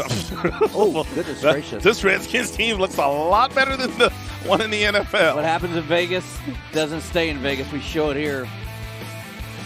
Two plays from Vegas. Airing it out. Looking at the back of the end zone. Comes out of nowhere. This guy had a big night. Oh, from the bird. Drop it. Anytime you drop it, it breaks down the coverage, and it's always 7. We saw it last week. North Hills and Peters Township. Just mucked the guy to the ground. I mean, wanted to stiff arm, and then he tiptoe down the sideline. Kicker wanted no part of that action. No part of that action.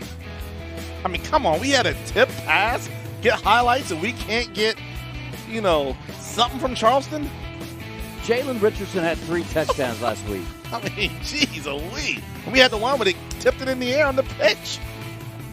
Who's sending these clips in? Jeez. 14-7, Woodland beating Bishop England. We're back after this.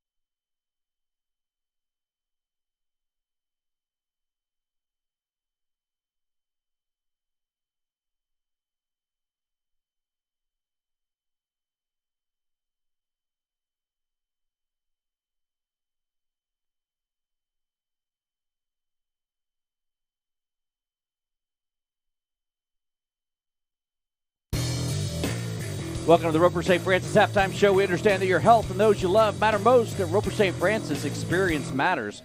NA fans, we're giving you an opportunity to vote for tonight's Rockstar Cheer of the Night. Log on to abcnews4.com/poll. Vote for either of tonight's cheer squads. Cast a vote for the Rockstar Cheer of the Nights. What? A-Y-B-E. Hype is yes, we're the best. Ready? Yes, we're the best. We're B-E-H-S. Yes, we're the best. We're B-E-H-S. Yes, we're the best. We're B-E-H-S.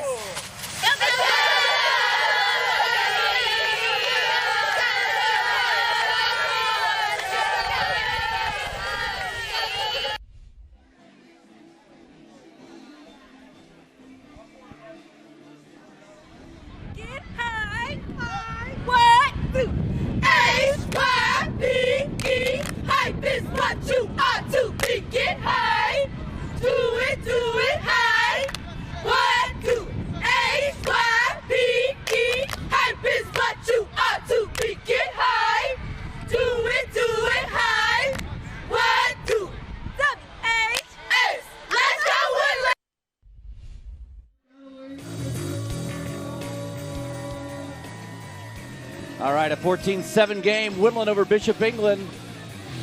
We'll bring you action for the third quarter right after this.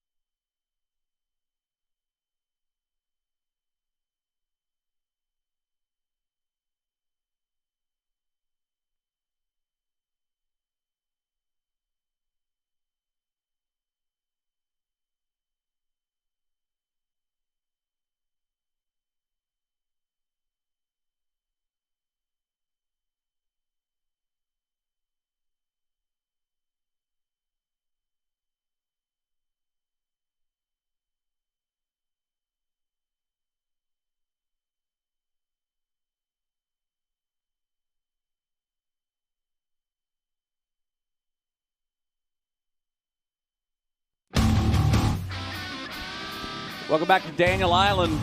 Pretty good ball game. Bishop England stepping up late in the second quarter, bring the score to 14-7. What do you expect in the second half here, kid?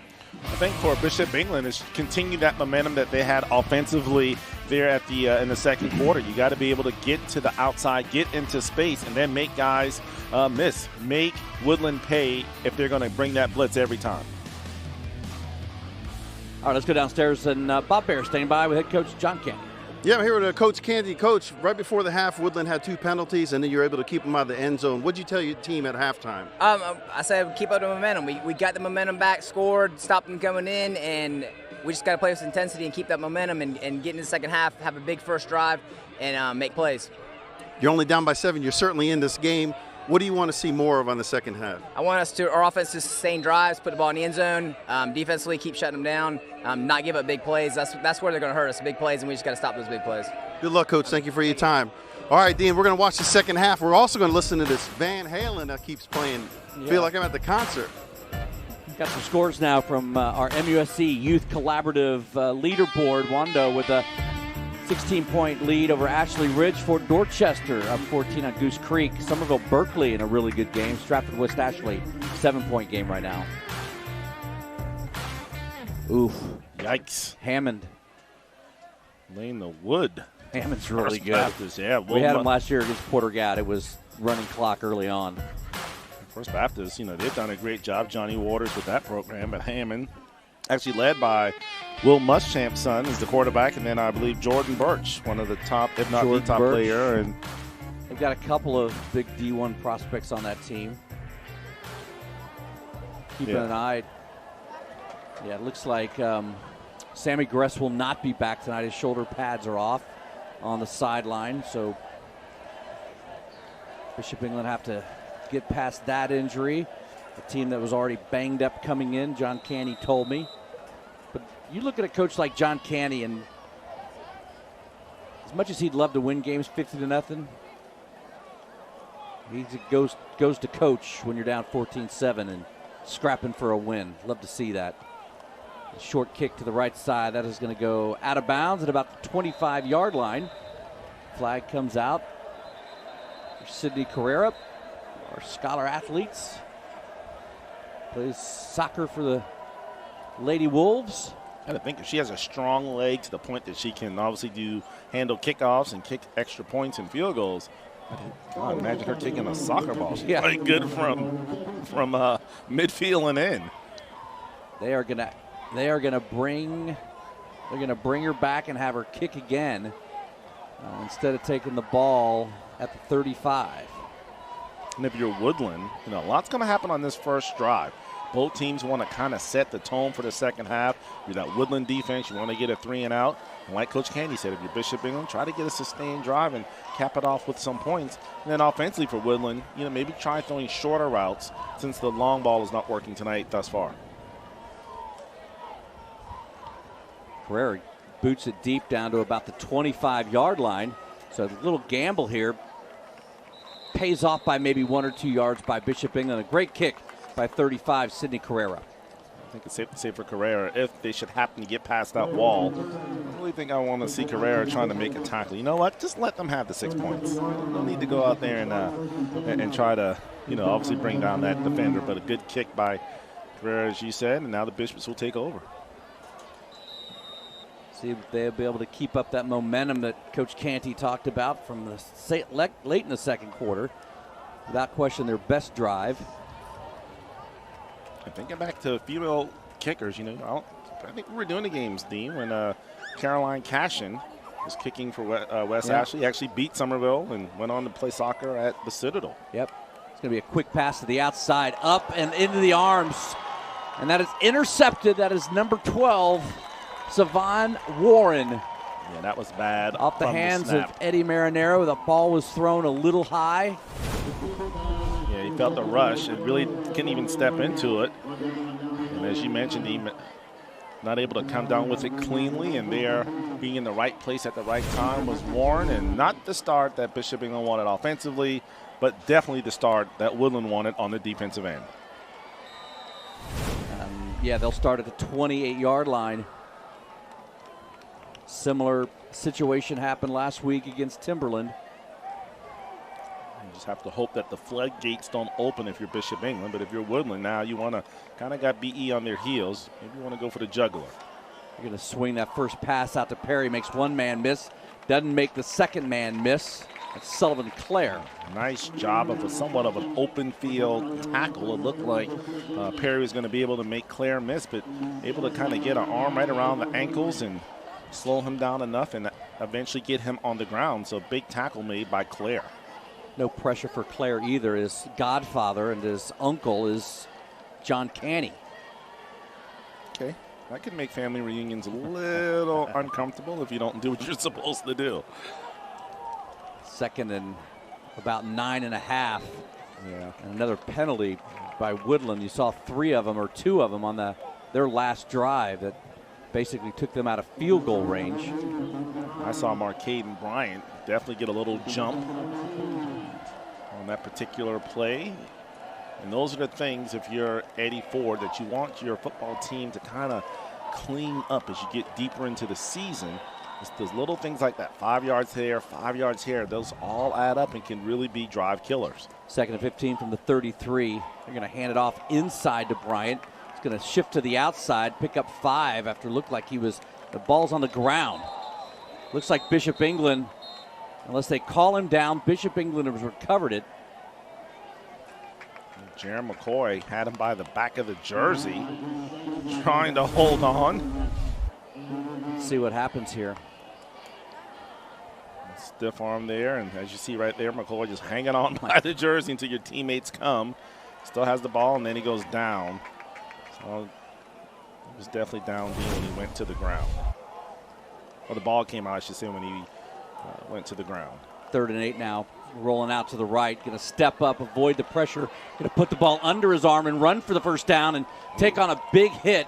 Yikes. And that is number 18, Jaron McCoy. And McCoy was on the receiving end of that blow as Johnson definitely lowered the bloom, able to avoid the pressure here by Drew Owens and step up. You see it right here. He's kind of loading up, and he runs McCoy over. And McCoy a little slow getting up.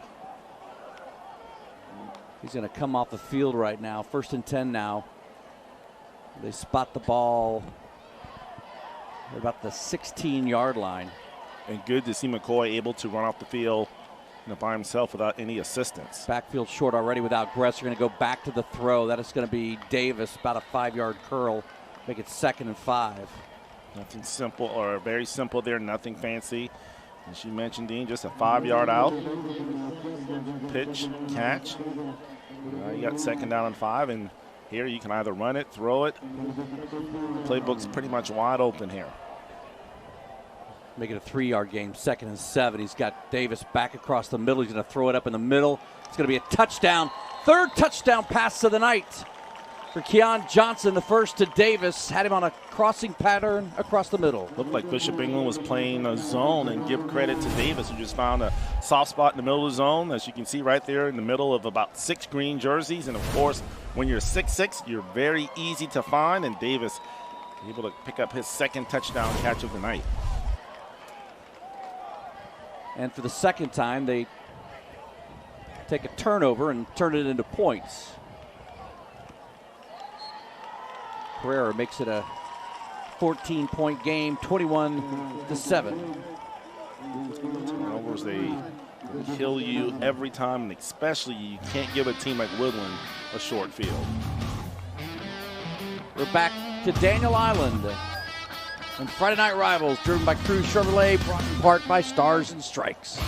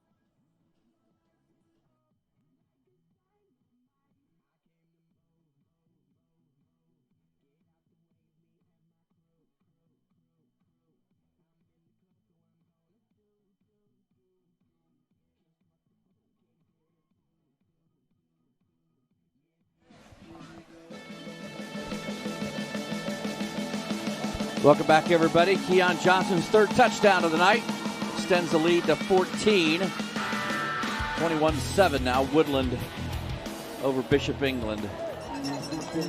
Playing off of the short field.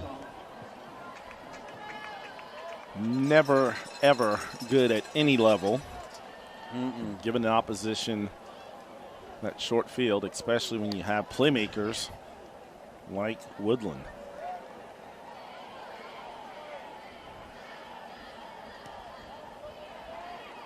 Kick by Correa, going to be taken on the run. And on the run he goes. That is Eddie Marinero making up for the drop pass and the interception being taken from behind. That is number 12 chasing him down, Savion Warren.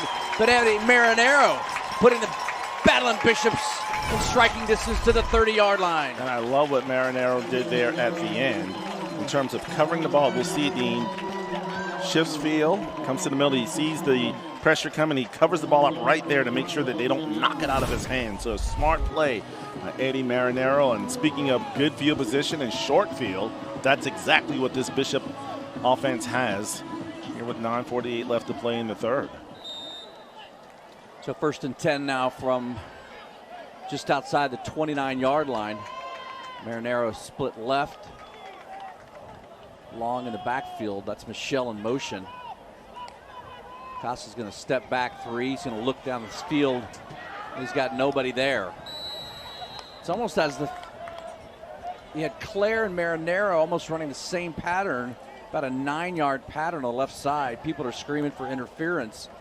Well, he had Long up the middle. Long went into motion. He simply ran straight through the defense, and maybe he thought he was going to continue his route to the end zone, but looked like he broke it off. But Woodland definitely in man coverage there. It's as you saw Long go into motion, the guy went with him. So look for that option again to the right. Woodland corners playing press. Ball on the ground. Costa lost it, slapped out of his hands. Costa's got to get a little bit of depth there. Nice recovery by the Bishops. And the Boyd coming through with the big paw. Yeah, if you're Jackson Carroll, you got to keep that pressure off of Costa, which will allow him to execute the handoff. But that time, Carroll just got pushed into the backfield. So it's up 3rd and 12 now. This is 2-down territory. Just get 5 or 6 and move on. Costa back looking, pressure coming up the middle, stands in the pocket, throws it a little too deep. Misses McCoy, he's back in. It's number 21, Kendrick Clark. And the right idea by Costa. He just needs to bring that pass down some, but as you see, again, really off balance, can't really step into it and kind of get that ball down. So unfortunately 4th and 12, but the Bishops, they're going to have to go for it. And the difference that I've seen here to start this Bishop England series is that you look at the corners of Woodland. They are in press coverage, not at the top though, but at the bottom of your screen. Michelle in motion. Here comes a blitz up the middle, untouched. Costa throws it up. Not going to get a flag. Going to be incomplete and a turnover on downs. Give credit to Costa. He kind of hung in there. He knew he was about to get hit. Able to get the ball off, but not able to complete it. And in those situations, you know, if you have that mad blitz coming, that means the middle of the field has to be wide open. So if you can just kind of get a skinny post or a crossing pattern or something, especially because they're in a man-to-man, that middle should be wide open. Devontae Brothers, again, it's the second time we've called his name, coming in untouched on that blitz. But that's something BE's offense has got to make adjustment for. Right. And you know when the pressure is coming, throw the ball where the pressure came from. So if they're coming off that corner blitz or those linebackers, that means the middle of the field is wide open. Dump pass, anything that you can kind of take advantage of their one-on-one situation. Johnson backs had a good day throwing the ball. He's going to loft this one high and deep and long. What a catch. And what a great catch by number 8, Javon Walker. The catch was great. The pass was stupendous. Over the shoulder, falling out of bounds. That's not an easy catch. He simply, that time he put air under the ball and allowed his wide receiver Walker to run under it. So a great throw, great catch, and a first down for Woodland. Well, they went from their own 31 to Bishop England's 31 in a blink of an eye. That's the thing about this Woodland offense. I mean, they're quick strike. They only need 2 or 3 plays to get down the field, and once again, they're in scoring territory. A 40-yard pitch and catch. Johnson transferred to Woodland because he did not, I guess he was beaten out for the starting job at Berkeley, is what his coach shared with me. That Berkeley quarterback must be awesome, because this Keon Johnson is one of the better quarterbacks we've seen so far this year. Nice tackle there, stepping up by James O'Connor. Number 24 stepping in to make the stop. And yeah, I guess we see it at the collegiate level, everyone getting into the transfer portal when they're looking for playing time. And you're right, but Keon Johnson, a heck of an athlete, a great quarterback, and just gives his wide receivers an opportunity to make a play. He came into the night with 13 touchdowns, just 3 interceptions. Now it's 16. And 3 interceptions. Was that the right guard? Yeah, he felt the pressure coming, the fake by. He got ghosted. Drew Mullins. That's why you should be on your toes, and that won't happen. 55 there. I'm sure he'll love Cam Ayers. He'll love watching that in film study on tomorrow. It was neat listening to Coach Ford and Coach Canny talk before the game, just talking about preparation, how they spend their weeks and the days after. Another flag comes in. Play is called. They were just talking about, both of them, talking about how they just need to get stronger, so they dedicate more time now, in the weight room. They'll take a practice off and spend 3 days in the weight room instead of that extra day out on the practice field. But if they get another flag for offsides or false start or whatever the proper terminology is now, they're going to be having. It's almost like they're trying to pad their stats. When they get to the 30 to 40-yard line, right, they'll have 2 false starts, and they back it up and allow them to pick up 10 more total yards. Johnson looks left, puts it on a line left, and that is to Marcadian Bryant out of the backfield. I'm sorry, that's Jalen West down the left sidelines. Let's take it down to the sideline in our Low Country Orthopedic and Sports Medicine interview at Trooper Bob Barris. That's right. I'm here with Dr. James McCoy. Doctor, I know you specialize in sports medicine for Low Country Orthopedics. But what ages do you see most of with sports injuries? Bob, I'll tell you, lately I've been seeing a lot of guys in the 25 to 45-year-old age range. The weekend warriors, they're playing team sports, they're going to the gym, but they're not warming up, they're not stretching. And as a result, we see a lot of them for different extremity injuries. And how do you help athletes and non-athletes get back in the game of life? Well, we're orthopedic surgeons, but 10% of the time we're surgeons, 90% of the time we're coaches. And our job is to guide somebody through getting back to work, getting back to play. And a big part of it is physical therapy and occupational therapy. Well, thank you very much, Doctor. Hopefully we can finish this game without any more injuries. Back to you, Dean.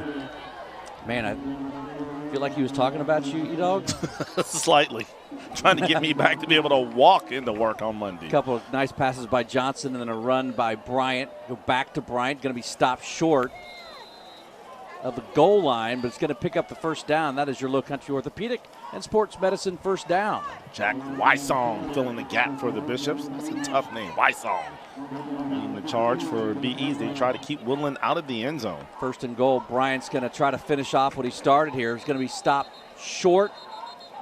No signal from the line judge. Now, you ran that play 3 consecutive times. You're the Woodland offensive coordinator. Fake that. Just let your quarterback run around the edge. He'll probably go untouched into the end zone. Jason Johnson, little 5'7" running back, was coming into the game, and Bryant said, "No, thank you, I got it." That's what happens. That's what happens when you're a junior running back. Johnson going to go back to Bryant. He's like, "I got it," but does he? They're going to give him a touchdown this time. It was a late call, but Bryant gets over. That was close. On the 4th straight run play. It's a 27-7 game now. Anytime you run behind Lynn Nettles, you're probably going to have good results. As the big guy, the 6', 300-pound center, leading the charge. It's a good idea of your Bryant to just simply run behind the big man.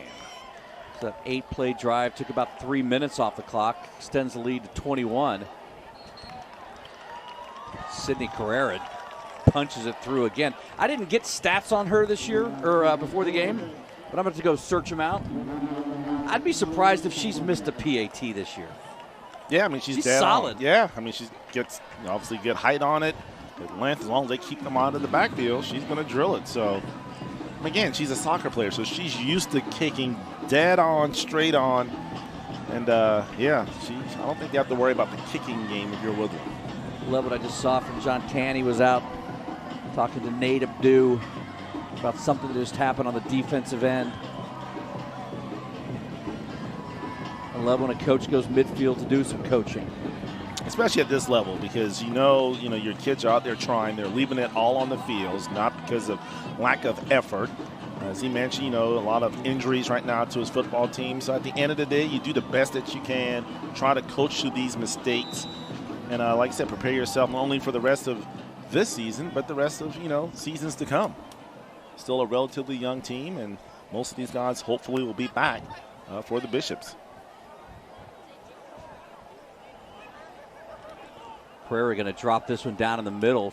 drop's funny. They're just going to cover it up at about the 34-yard line. I think after the last return, they weren't about to allow Marinero an opportunity for another big return. Let's see, they've got 1, 2, 3, 4, 5, 6, 7, 8, 9, 10, 11, 12, 14 seniors on this team. They lose Claire and Costa, Abdu, Drew Owens, McCoy, Michelle.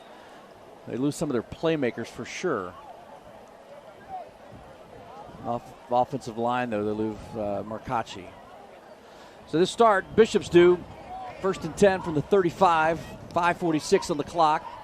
Costa's going to pitch it out quick to Long. He's going to cut it back inside. Some great pursuit on the back side of that play. Oh man, Boyd again, Jay Sean. I tell you, Jay Sean Boyd, he's been all over the place. Once again, hanging out in the backfield, not giving up on the play and running down Michael Long. They talked about 3 guys on this team getting some offers. Of course, we told you about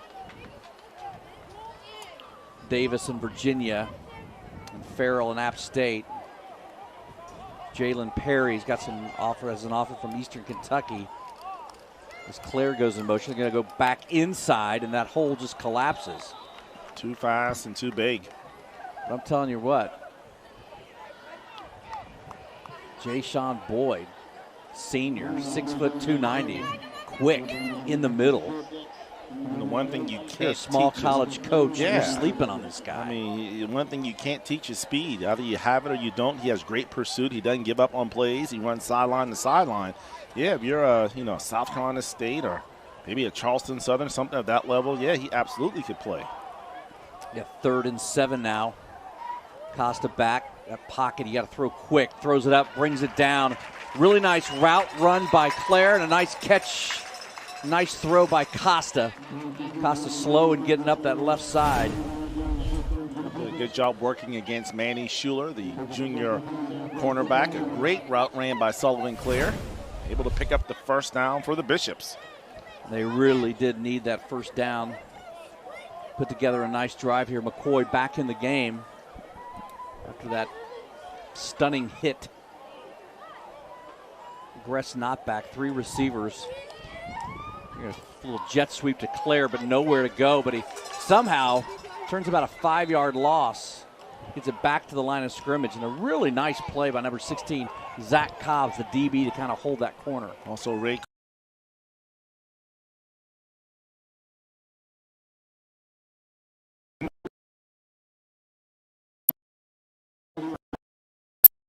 Somewhat of a cooler night. I mean, it's still hot, but at least it's not very humid, so we hadn't seen a lot of kids cramp and things of that nature. I think it's just the physicality of this game and some of these Bishops, unfortunately, having to play both ways, starting to catch up with them. Michelle out of the game. Costa goes back, looks out, throws right. Same play again on that 1st down, or the 1st down play.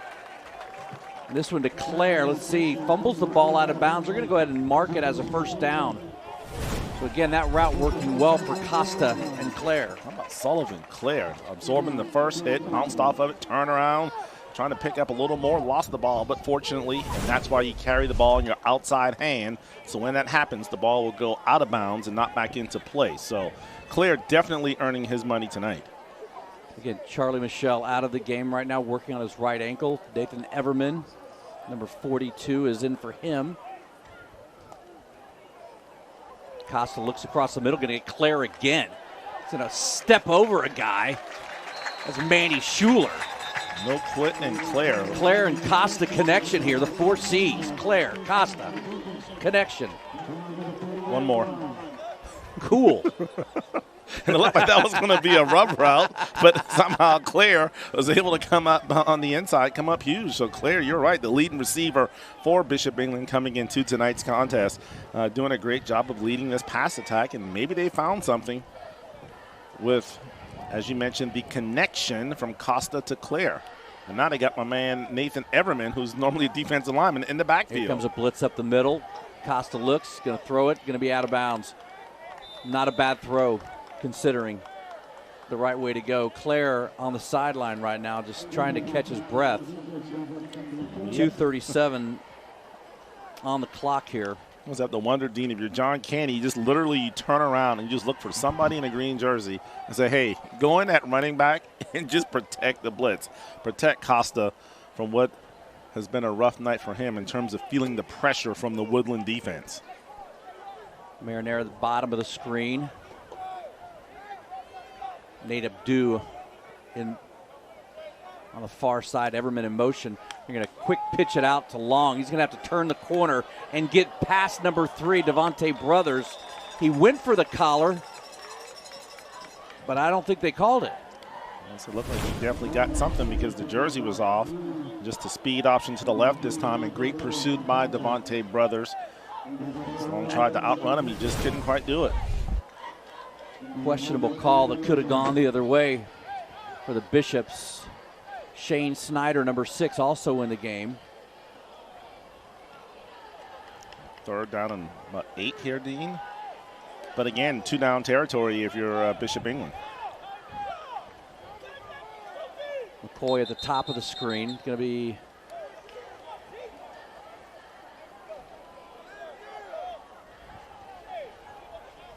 encroachment against the defense. That'll help Bishop England. Turn it into a 3rd and 3. And boy, the flags on Woodland's offense and defensive line is why coaches lose their hair early in life. Because those are avoidable mistakes. They bring number 35, William Anderson, in as a fullback now. First time we've seen him in this lineup, almost an eye. Woodland stacks the box. Long's going to cut it to the outside. He's going to take on Farrell. Farrell's going to win that one. Looked like he had a corner and tried to cut it back, but Farrell was right there. Well, even in that situation, Dean, just keep it up, run north and south. He is doing a great job here, and then he flattens it out. If he just lowers his head, we know he's a tough runner, that being Michael Long. He could have gotten a little more, but he got enough to pick up a first down. It's our Low Country Orthopedic and Sport Medicine first down. A nice drive right now being put together by Bishop England. One that started back at about the 35-yard line. Seems like at the end of the quarters, that's when BE kind of gets an offensive rhythm. Minute 10 left. Everman with a nice block to the outside. Looks like his receiver just fell down. And that's McCoy. I've not seen Claire come back in the game yet. Have you? No. Claire is out. He's having his wrist worked on. Either that or he's got IVs in because he's worked hard tonight. Yeah, Michelle getting taped up on the right side. Hey, as our Rockstar Cheer of the night, log on to abcnews4.com poll. Vote for either of tonight's cheer team. Do it right now. So Costa, 2nd down and 10, rolls to the right. Gets a nice block from Long. Throws it over across. Nice play by number 2, Manny Schuler, to tip that ball away because he had an open receiver. The old tip drill, and that's a situation where if you're Costa, you need to come to a stop, take your time, deliver the ball. He's trying to throw it on the run and just off balance. And you're right, if he could have been able to deliver it out to his wideout Nathan Everman, would have had an opportunity for a bigger play.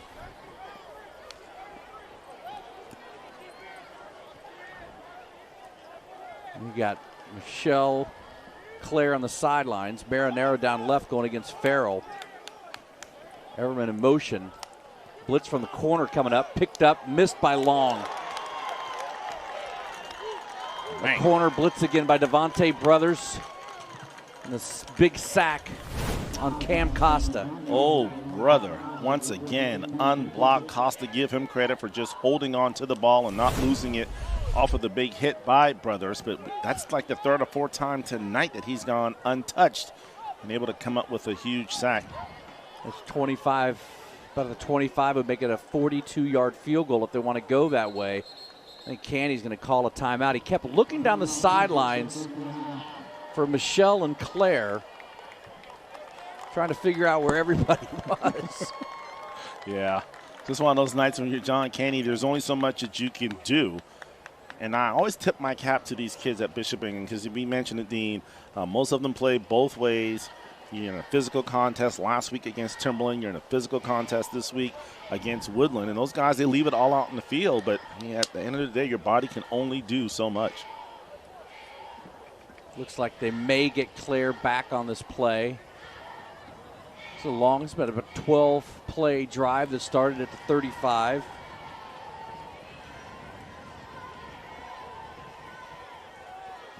You just try to take advantage of that middle of the field. The blitz is now coming from the outside, so you have to get up to the line of scrimmage, see where the blitz is coming from, because Woodland, they're showing it very early.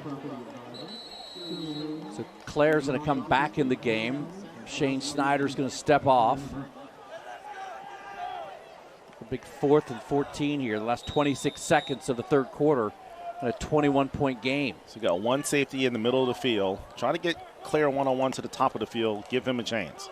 I try to find number 3 Brothers as fast as I could and put a green jersey on him. He's coming on the inside. There he is. Costa steps up. I think Claire never saw the ball. Threw it right at the pylon, never saw the ball. And it looked like a wheel route. He was open for a minute, but yeah, he ran a different route than what Costa threw. So the wheel route, had he been able to throw it right there on the, maybe even the back shoulder, would have been able to come up with the first down, but unfortunately not able to connect, and it'll be a turnover on downs, and the ball will go back to Woodland. Zach Combs had a beat on that the whole way. And this is, Dean, where you have to be careful. You're down 28-7. You can't feel sorry for yourself. You're feeling, obviously down. Offense wasn't able to deliver. Be careful here, because if you're Woodland, they're probably looking to go for the jugular and throw the ball down the field and come up with a big play. Johnson back. He's going to pump fake it once, go across the field, and that's exactly what you were talking about. All the way down to number 15. That's Carlos Pelzer to the 45-yard line. Jackson Todd, the junior defensive back, on the stop. But, yeah, one of those pump fakes. And what a catch here. It looked like he almost was about to lose the football. Kind of pinned it against his leg. And just like that, Woodland already in Bishop England territory. Let's see if they can get a final playoff before the quarter ends. Clock at 6 seconds, and they will get a playoff. Now they're going to go deep left side. Actually short. I thought they were going deep to Davis down the left side. Took my eye off the play. They completed it to Jalen Perry for another first down. So as we end the quarter, Bishop England right now looking like a mash unit. While the Wolves are just moving it down the field. 28-7. We're back to Daniel Allen after this.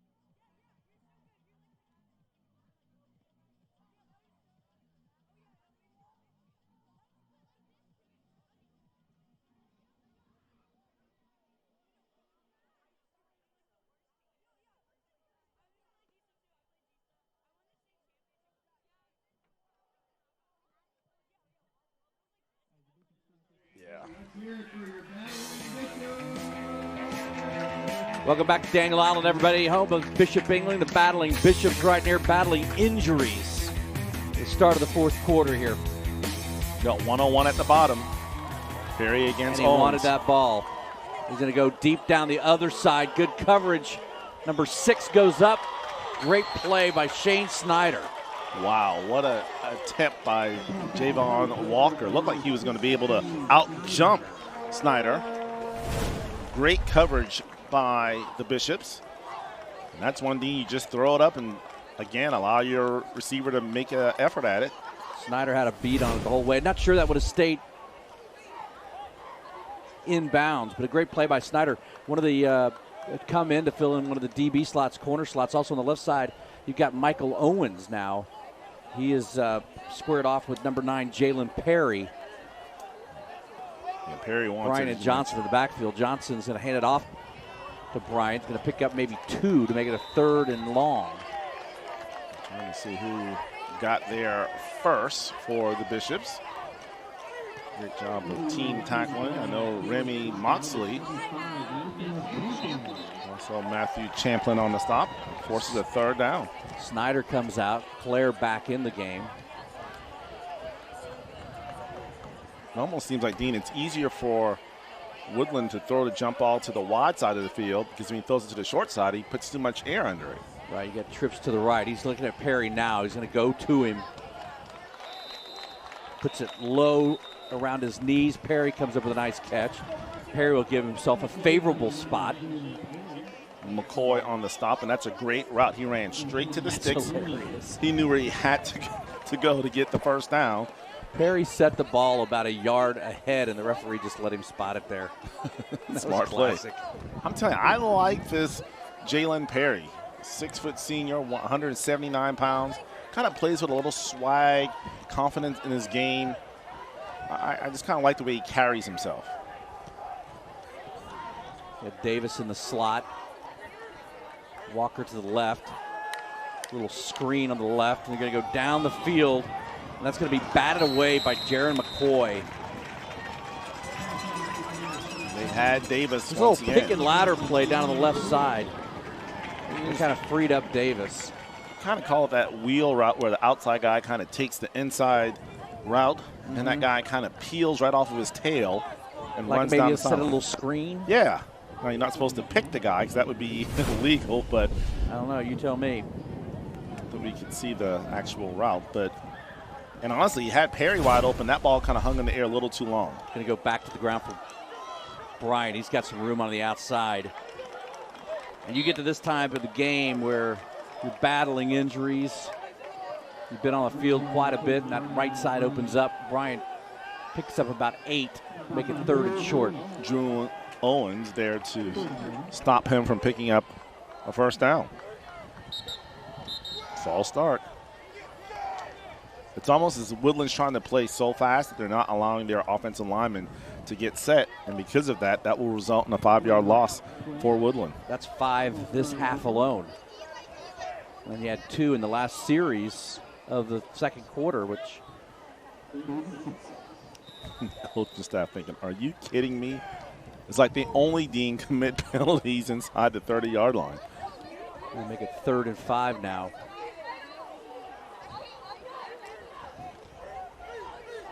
Johnson's back, looking left, throwing left, a little too high. But you see the athletic ability right there of Perry, and that's Jaron McCoy again. And I got to tell you, watching the other night against Timberland, or last Friday night, that guy played McCoy seemed like every snap. Played hard every snap. Well, even earlier tonight, he had that encounter with the quarterback for Woodland, Johnson, and was on the receiving end of the blow, and give him credit. He's right back into the game, battling for his team. Playing with heart and grit tonight. 4th down now. He's got across the middle, going up. It's going to fall incomplete. Johnson overshoots his 2 receivers in the end zone. So a nice stand by Bishop England after Woodland put together about a 9-play drive. Bend but don't break. And that's exactly what Bishop England's defense did on that possession. You talked about it. Had a couple of big plays, could have easily hung their heads and accepted Woodland scoring. But this defense, as we expected, they're going to play to the end. They're going to go all the way to the final horn, and that's what they did, coming up with a big stop on that possession against Woodland. The other advantage, too, and I mean, I give credit to Coach Ford at Woodland, is committing to that process of making sure your guys don't go 2 ways. And that really is the difference in the game right now. Woodland's just a lot fresher, especially their defense, because they're not on the field for offense. Costa's rolling out. Going to be a quick short pass to Charlie Michelle. Going to pick up about 5 or 6 on the play. Zach Cobb's on the stop for Woodland. One thing that has really stuck out to me tonight, Dean, is this Woodland defense and their team speed. I mean, they pursue the ball relentlessly, sideline to sideline, and just when you think you're going to have a big play, out of nowhere comes a Woodland defender. So whether it be the front 7, those guys in the secondary, these guys can flat out run. I've been very impressed with their team speed tonight. Danny Krogan down about the 15-yard line, calling in plays via hand signal. Costa over center. He's going to fake handoff, roll the other side. He's got problems on the outside. Going to be dragged down, brought down at the 15-yard line. And a big sack, -10 for Woodland. That's what I'm talking about. Camarion White, 6-foot sophomore. He weighs 290 pounds. Look at the big guy move. Just relentless, holding on for dear life, able to get him on the ground. That's 290 pounds, moving like a cat. Just a sophomore. It's almost like the coaching staff at Woodland told the defense, hey, if you want to eat on the ride back to Ridgeville, you better come up with some stops. And apparently, Dean, we had a penalty flag on the play. We got a holding on the defense. So nullify the big sack by the sophomore.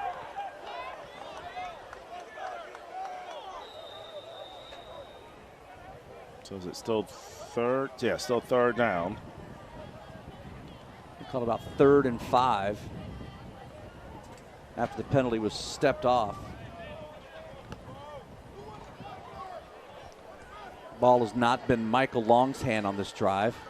But it will now, and he'll be stopped right up the middle. You know, between the Woodland defensive line and what we saw last week with Timberland, these are some pretty good 2A athletes up front.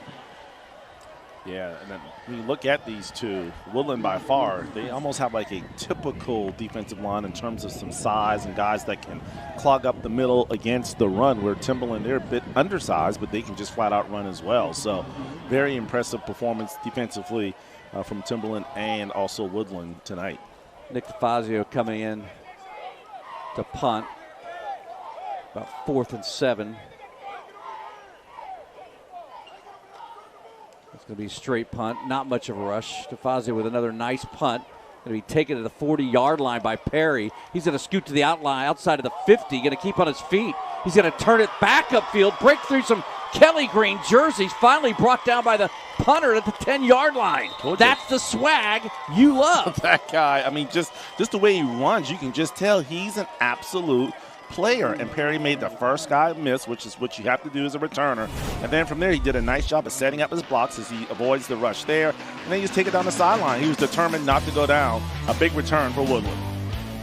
28-7, Woodland looking to cash in more as DeFazio stops the possible touchdown. We're back after this.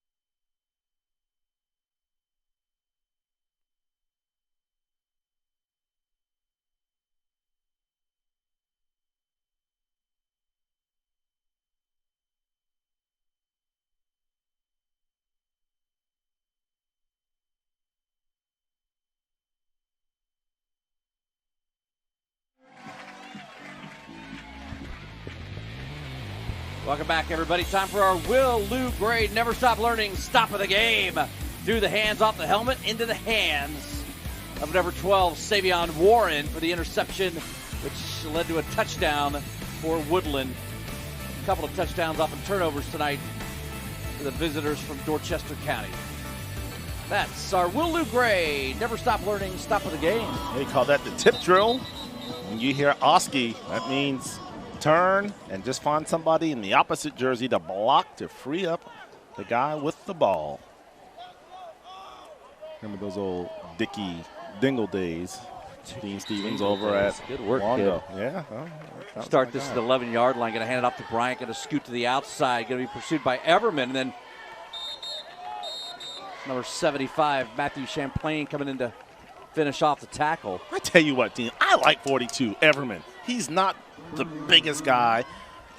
Look at 42. I mean, he's a defensive lineman. He's always in the right place at the right time. He may not get the guy on the ground, but he holds them up for his teammates. Everman, I mean, look at that guy. That guy's a defensive lineman. He's a linebacker. Oh, linebacker. Going to go back up the middle to Bryant. He's going to scoot it to the outside. Nobody there. Cornerback misses to close off the corner, and that is a quick scoot and a quick score off the long punt return. That is number 1, Marcadian Bryant. Yeah, that's just speed. Bishop England, no answer for that. Nice job of bouncing it to the outside and scooting to the end zone. Well, that's what that punt return did for him. 2 plays after that. I mean, look at that, Dean. Just splits the upper. I mean, like, you can almost put the goalpost every time, and it would still go good from a girl. Sydney Carrera. That's Bryant's second touchdown of the night. The last one came with 5:48 in the third, made it 28-7. Now up 35-7.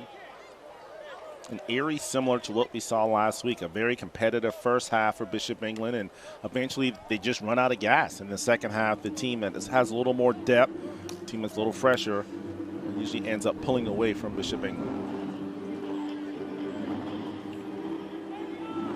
Well, from this point out, and again, they dealing with some injuries, and not to be overlooked in this game too, and go back to the Timberland loss, is their quarterback Cam Costa has got the dirtiest pants on the field. While he is the biggest Bishop. Which is a good thing if you're a baseball player. It's a bad thing if you're a football player. Especially if you're the quarterback. So 6:55 left on the clock. We'll see if Bishop England with John Canny and Danny Krogan are trying to put together here. Time for our rock star cheer of the night. The Wolverines of Woodland with 80% of the vote tonight, which makes sense. The road team. All the BE fans are here. With our rock star cheer of the night. Congratulations to them. A fair catch about the 35-yard line. Now, over this last 7 minutes, Dean, if you're Bishop England, you just want to do some good things that you can get on tape that Coach Candy can show in film study tomorrow that will carry over to next week and the rest of this season. So just don't worry about the scoreboard. Don't play the score. Execute, execute, execute. Now work on the things that you'll need for the rest of the region play. Yeah, that's the other important thing. And they are not in region play, and that's really the start of the second season.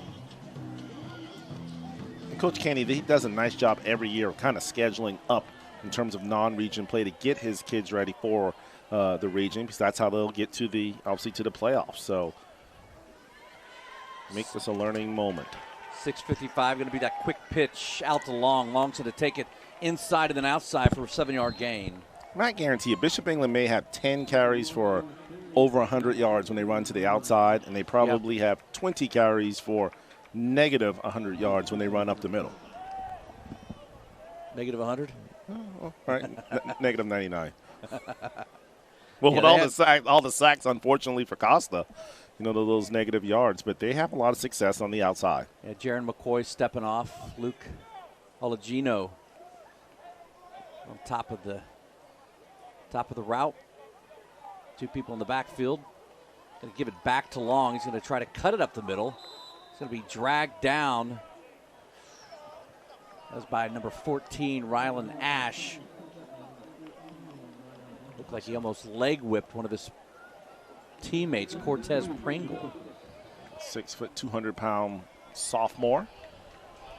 Once again, great penetration in that backfield, and it's hard to get really anything going offensively when as soon as you get the ball, you're faced with 3 or 4 white jerseys. So Oligino down low, number 5, Keegan Bittner, Jr., into the game at the top. Woodland looks like they're stacking the line. You have no idea where they're coming from, but you just know they're coming. This is going to be handed off to Long. He is driving hard. Now, if they wouldn't have blown the whistle, he would have got the first down. Right. No quitting, Mr. Michael Long. Nope. I like how he plays. Our Cruise Chevrolet drive of the game. You got a friend in the car business. Take a look right there. It all starts with that awesome punt return by Jalen Perry. And then finished off Bryant's second touchdown of the quarter to make it 35-7. That's our Cruise Chevrolet drive of the game. Bishop England went for it on 4th and 2 and picked up that first down right up the middle. We're talking with Leon Wheaton, one of my buddies before the game on the field. He's an assistant coach at Woodland, also the boys basketball coach. And he said, yeah, 95% of my basketball team plays football. So really he does nothing until football season's over. 35-7 game. Costa's going to go back up the middle. Long sits and waits for a hole to open. But all he finds is Marion Hamilton, big number 90, stepping in the hole. I mean, he's not quite as big. I mean, he's only 6'2", 280. And he's just a sophomore. I mean, come on, he's not 300 pounds or anything, you know? Mm-hmm. And again, like you mentioned, a sophomore. I'd love to see Timberland and Woodland play. I think they'd match up really well. That would be a good one. Two very athletic quarterbacks, both can throw the ball. I think I'd have to give the edge, though, to Woodland because of the fact that they can run the football and they can throw it as well. Here he comes to the outside. Long gets trapped on the outside. Nice play by number 36, Kaim Lemon, to seal that corner, drive Long back into his teammates. Lost it, too. Yeah, don't forget about Robert Johnson, the sophomore linebacker for Woodland, also doing a great job of shooting the gaps. Had a couple of good names come out of this Woodland program. Of course, Ty Hill played at some school somewhere up in. That would be defending national champion to you, sir. Okay. Also, Robert Smith, drafted. Then Robert Smith. Michael Barnett. Michael Barnett, okay. He was a lineman, went to Georgia. Okay. I believe that was his name. And Robert Smith, yes. That ball's going to be pitched to the outside of Long. There's Deontay Brothers. Called his name a lot of times. He's a good pursuit guy. Makes it 4th and long. I think Michael Long wanted a face mask. I thought so as well. It looked like they tackled him by the helmet. Yeah. Let's check out our stars and strikes. After the punt, we'll show you our stars and strike getaway play of the game. No worry, Nick Queso. Fazio back punting now. Is you know who back there? There's Mr. nobody back. Perry, okay. Nobody back. They're waiting on the fake, maybe. This one's going to go straight up, land at about the 20-yard line, and take a Bishop England bounce. Stops at the, say, at the 4. Good job. Nice job by DeFazio. DeFazio's done a really nice job tonight. There we go. Our stars and strikes getaway play of the game. Just glide through the air. Just look at him. I mean, just carrying the ball. He just has that D1 look. Jalen Perry. I'm going to get on my Jalen Perry is a senior 6-foot wide receiver. Let me get some tape. I know you got the guy from Fort Dorchester. Who, my man Raekwon? Yeah, Raekwon. So Yeah. I got to get Jalen Perry. Let me make some. Jalen's got an offer from Eastern Kentucky. Nah. So we'll see. Nah. No, we got to go to the 864. Go up to the 864 and call TE. Come on down and see what we can do. Put him in the slot. All right. Let's see how Woodland attacks here. We've got Jason Johnson, number 22 in the game. Number 23 on the outside, Chris Williams. Look at that line, Dean. I mean, those are men up there on the line of scrimmage for Woodland. I mean, you got, let's see, Kamarion White. He's 290. You have my man Lynn Nettles, the center. He's 300. You got Cam Ayers. He's only 190. What's he doing up there with the biggins? And then you got Keenan Pringle. He's 240, and he's 6'2". A nice job here by Eddie Ford. Let the clock run down. He's going to run the ball on the inside. Ball on the ground. There's Jason Johnson, 5'7". Big hit inside, and a flag comes down. This one comes from the secondary. Let's see what they've got. Jason Johnson, he's 5'7", 150. By far the lightest member on the Timberland team, as there's a holding call. So, taking a look here, Dean, at where are we next week? Where are we next week? Yeah, I'm looking at my handy-duty Cozy calendar here, Dean. What's it called? Cozy. I'm going to give you a free pub, but it just kind of tells you where I need to be. Oh, we're over at the going to the island. The backyard, yeah, Stratford at James Island.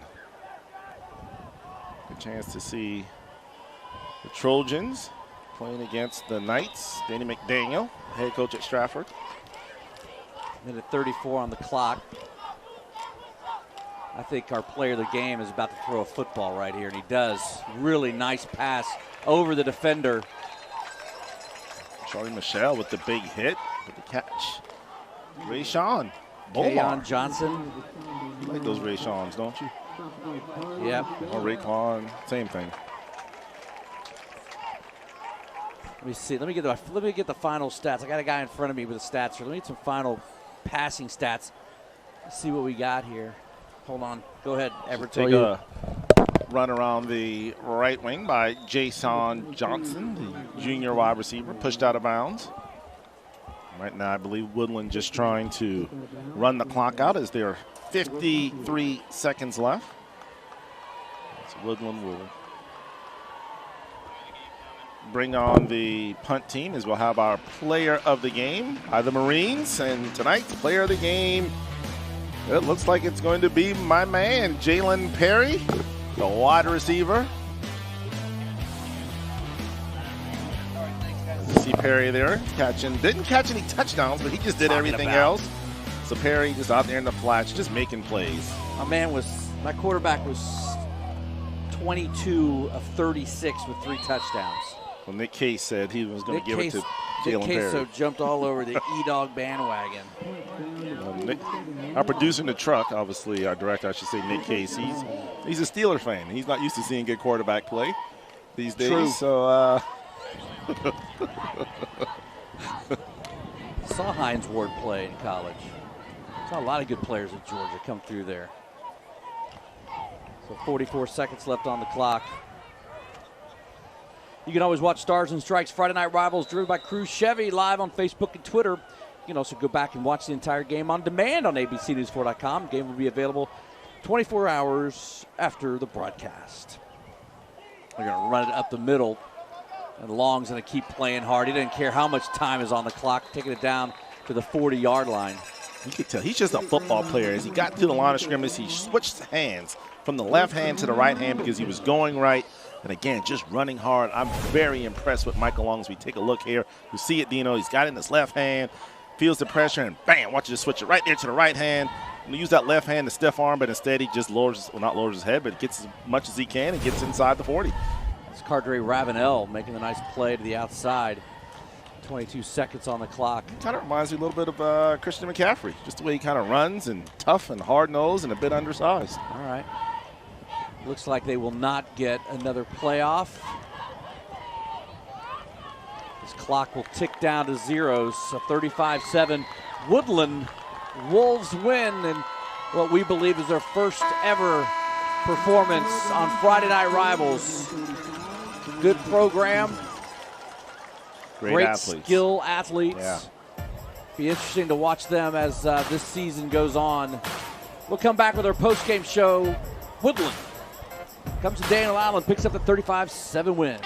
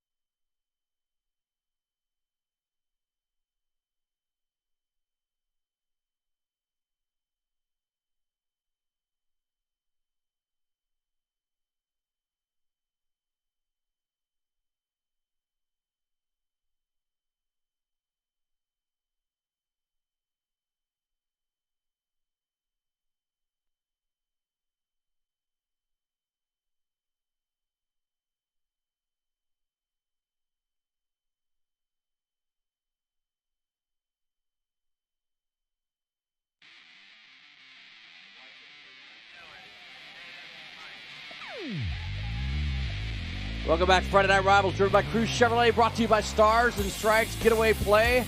Trooper Bob Barra standing on the field now with our U.S. Marine Corps Player of the Game. That's Jalen Perry, and the Woodlands head coach, Eddie Ford. The game, Jalen Perry, right here with the Marine Corps Player of the Game. Also, Coach, great game. You were able to put up a lot of points in this game. What do you think worked so well for your team? We finally put together 4 quarters of football tonight. We played a really good game, offensively, defensively, and special teams. If you could have envisioned something else, what else would you want to see this game? A shutout. A shutout. We didn't really need to give up 7, but I'm proud of the way our kids played. Absolutely, Coach. Great game. Let's go ahead and give you the Stars and Strikes Friday Night Rivals Trophy. RKO Total Graphics in downtown Charleston. We thank all of our sponsors for making Friday Night Rival possible. Next week, Stratford going to the island, James Island. Tonight's final score, 35-7. Later tonight, tune into ABC News 4 at 11 for Friday Night Rivals for a complete rundown of the scores from all around the Low Country. Forever German, I'm Dean Stevens. Thanks for joining us tonight. See you next week on Stars and Strikes Friday Night Rivals, driven by Cruise Chevrolet.